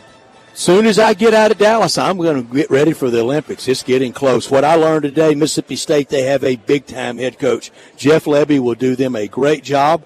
After the loss of Coach Mike Leach, it's been very difficult for them. Zach Arnett had almost no chance. Jeff Lebby will be fun, and he will eventually win. Be patient, bullies. Yeah. I know we don't have a lot of patience in fandom, but he'll pay off for you. Well, Brett, that leads me right into what I could have done without, because I'll be honest, Brett, it's so hard to keep up with all of these teams and their rosters, but that's kind of the beauty of media days, is it kind of gives you a chance to look at all these rosters and hear what people have to say about the team. I'll be completely honest, I did not know coming into the day that Mississippi State only returns 2 starters from last year's team total. On both sides of the ball. I think a lot of people talk about this when it comes to the transfer portal. You see it a lot more in college basketball. I know the Tigers kind of going through something similar with a lot less players, but to see it at the SEC level in college football with a new coach, I think it's going to be, you're going to have those ups and downs this year. I think Jeff Lebby will bring a really fun offense that fans will love to watch, but trying to get all those guys on the same page is going to be tough this year. And so, it shocked me when I heard that earlier today. Brian, I could do without this, and I'm sorry when I contribute to it. I hope I don't overdo it, and if I do, I want to really watch this going forward into the year until we get closer to hot seat time of year. But it's hot seat talk. It's too much of it. I contribute to it, but it's unfair. It's unfair for Billy Napier. It's unfair for Sam Pittman. I wish people would think and remember what both Napier and Sam Pittman both inherited. There was a reason their predecessors were fired and a reason why they got hired. No. Again, the patience theme. Yeah, no, I think you're absolutely right. You know right me, Mr. that. Patience. Oh, that's right. It's both our strong suits, Brett. We're both extremely patient people. Where are you beaming tonight? Globe Life Field tonight. Yeah, after last night's All-Star game, I'm going there tonight for a big Texas Rangers hosting party for the SEC last night. How about that? It was American League 5-3, and the AL dominance, it continues. I think it's the better league. That's a snapshot. I'm glad it didn't decide any home field advantage, but I think they are better. And for everything done in Dallas, I'm looking forward to that party tonight. Dallas has nailed it. Nashville did last year, and I know Atlanta will next year, but Big D delivered. Yeah, it absolutely has. And I kind of thought you lost your mind there for a second saying you were going to Globe Life tonight. I was like, baseball ain't going on tonight, but that makes a lot of sense. It's more than for a second. I guess so. Not a lot of places to beam to tonight. So I guess beam me to the Summer League game tonight for the Grizzlies. We'll see what they can do. Should be a good game against the Orlando Magic. Both teams 2-0, so I think is going to be a really highly anticipated game tonight for both of those Summer League teams. Also tonight, live from Royal Troon, they make picks like we did with John Goen Open Championship starts in about it starts at 3 o'clock this morning, doesn't it? And can the year of Scotty dominance continue? The weather may make for a zany winter. Bill Rogers won in 81 in a weird year. Ian Baker Finch in 91. Todd Hamilton, Ben Curtis early in the 21st century. Champion golfer of the year on the line starting tonight, this morning. Time machine, I'm not sure. Whenever it is, it's going to be a lot of fun. So definitely keep an eye on that early into the morning tomorrow. But that's all the time we have. Enjoy your night, and we'll talk to you again tomorrow afternoon. I'm Gary York. I'm the service director at Lexus in Memphis. Our service department wants to be more than just a place where you get your oil changed. We do glass repair, windshield replacement, recalibration of your camera and sonar systems, even wheel repair, tire replacement, all the things you would expect from a luxury automotive dealer. Please check out our website. You can schedule your appointment, check out our specials, hours of operation, or if you'd like to do it in person, please reach out to one of our associates at 901-271-5199. When we say that Bell Tavern, Memphis' perfect downtown neighborhood bar, is cool, we're not just talking about the temperature. Now, it is very cool in Bell Tavern this time of year, but it's also just straight up cool. The atmosphere is cool, the employees are cool, and the customers are cool. Bell Tavern isn't for people that feel compelled to act out whether their team is winning or losing. It's for people that act like grown-ups, cool grown-ups. That means if you go to Bell Tavern, you're cool. Lots of people go to big chain sports bars, but you could be one of the people that goes to Bell Tavern. That's cool. There are many real estate companies out there, but then there's Banyan Tree Realtors on the Titanville Town Square. There are hands-on, family-owned boutique real estate companies whose agents have been offering exceptional attention to their clients for over 40 years. In an ever-changing world, Banyan Tree continues to maintain a small-town personal charm while providing a worldwide connection through its internet marketing presence. Personal service will never go out of style at Banyan Tree Realtors. Their agents are people you can trust, offering service you deserve. From residential homes to commercial properties, farmland, land lots, and historical houses, Banyan Tree has the expertise you can rely on. So if you're downsizing, upsizing, moving in, or moving on, give Banyan Tree Realtors a call today. Craig Smith and Mary Jean Smith and their agents are ready to serve you. Call today at 901-620-8920 or 901-359-2520. Getting engaged is one of life's most spectacular occasions. And when you find your ring at Sissy Law